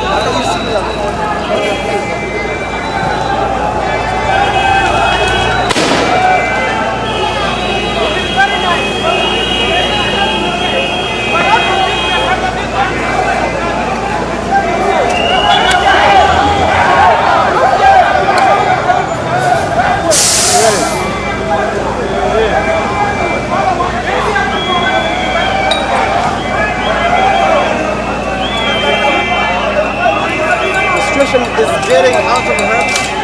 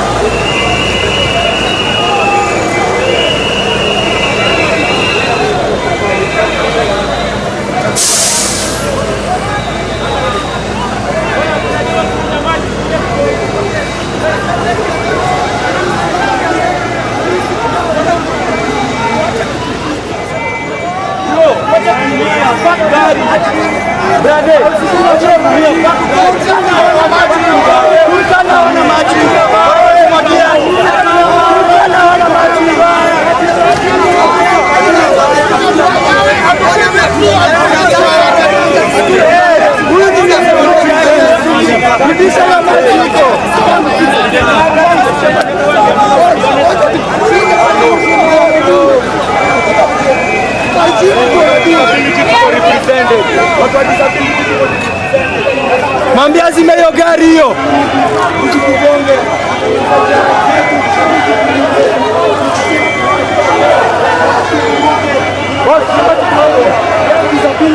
And we will fight for our right. Tusipojifightia, mnataka nani atufightie? Tusipojifightia, mnataka nani atufightie? We have disabilities, but we are here on the streets fighting for our rights, and we will not stop. We will not stop. Mwache kuvuruga. Zakayo, wacha ujinga ushuke. Zakayo shuka, ama tutakushukisha.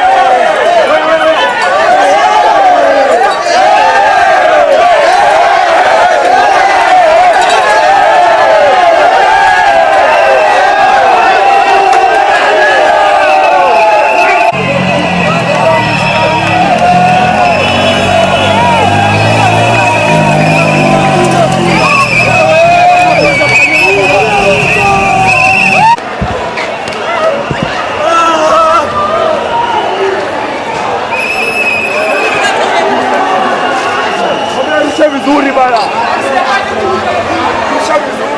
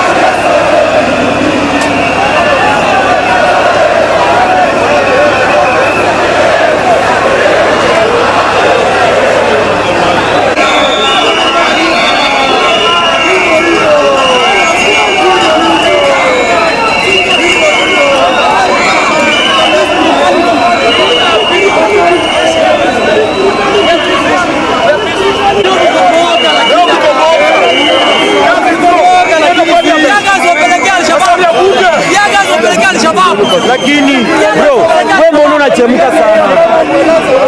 Rais yako mahali pa kwenda.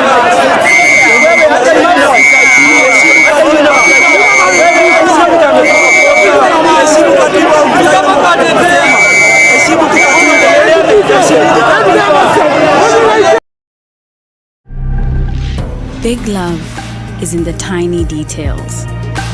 Every second.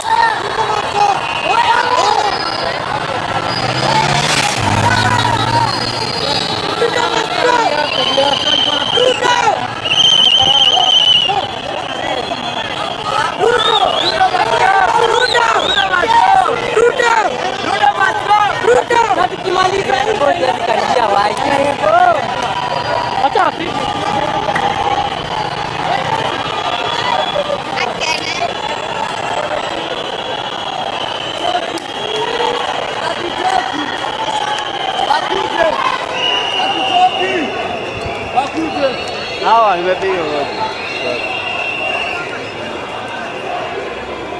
people don't have to know.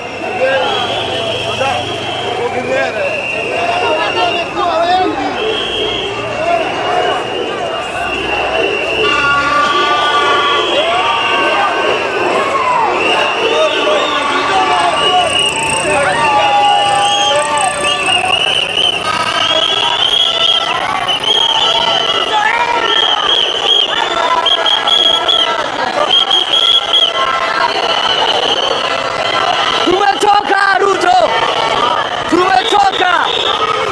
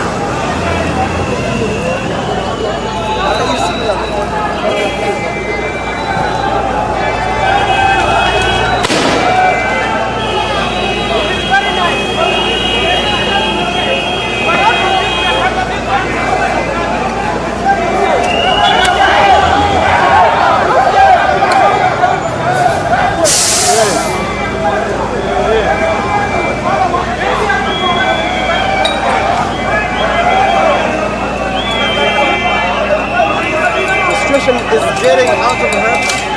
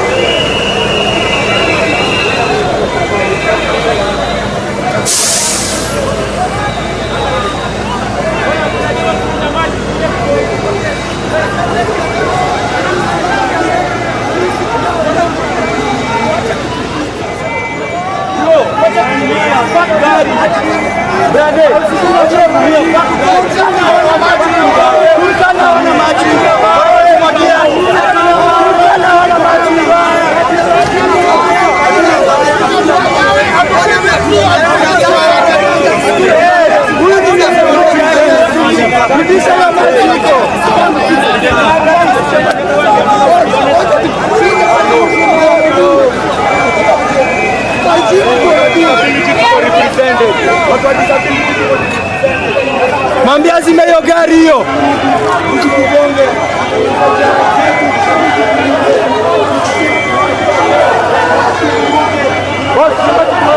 And we will fight for our right. Tusipojifightia, mnataka nani atufightie?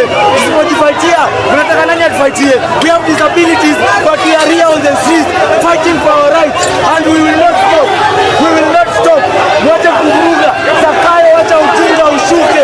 Zakayo shuka, ama tutakushukisha.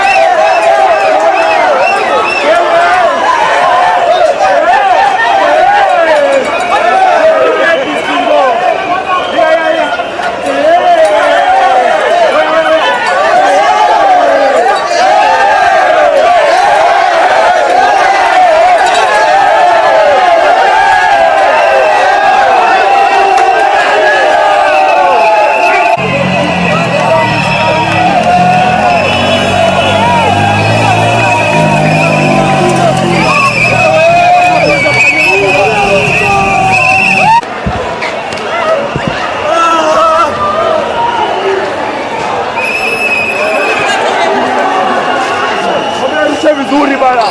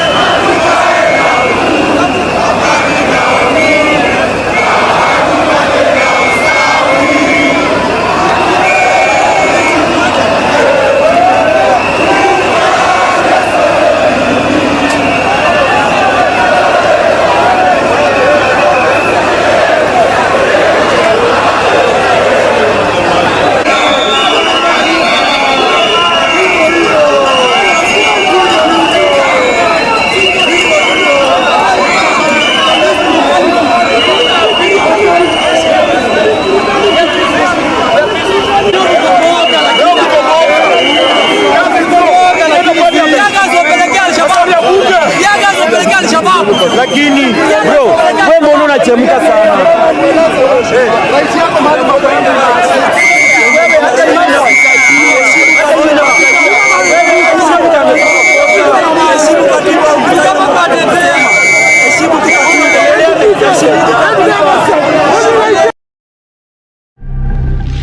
Big love is in the tiny details. Every second.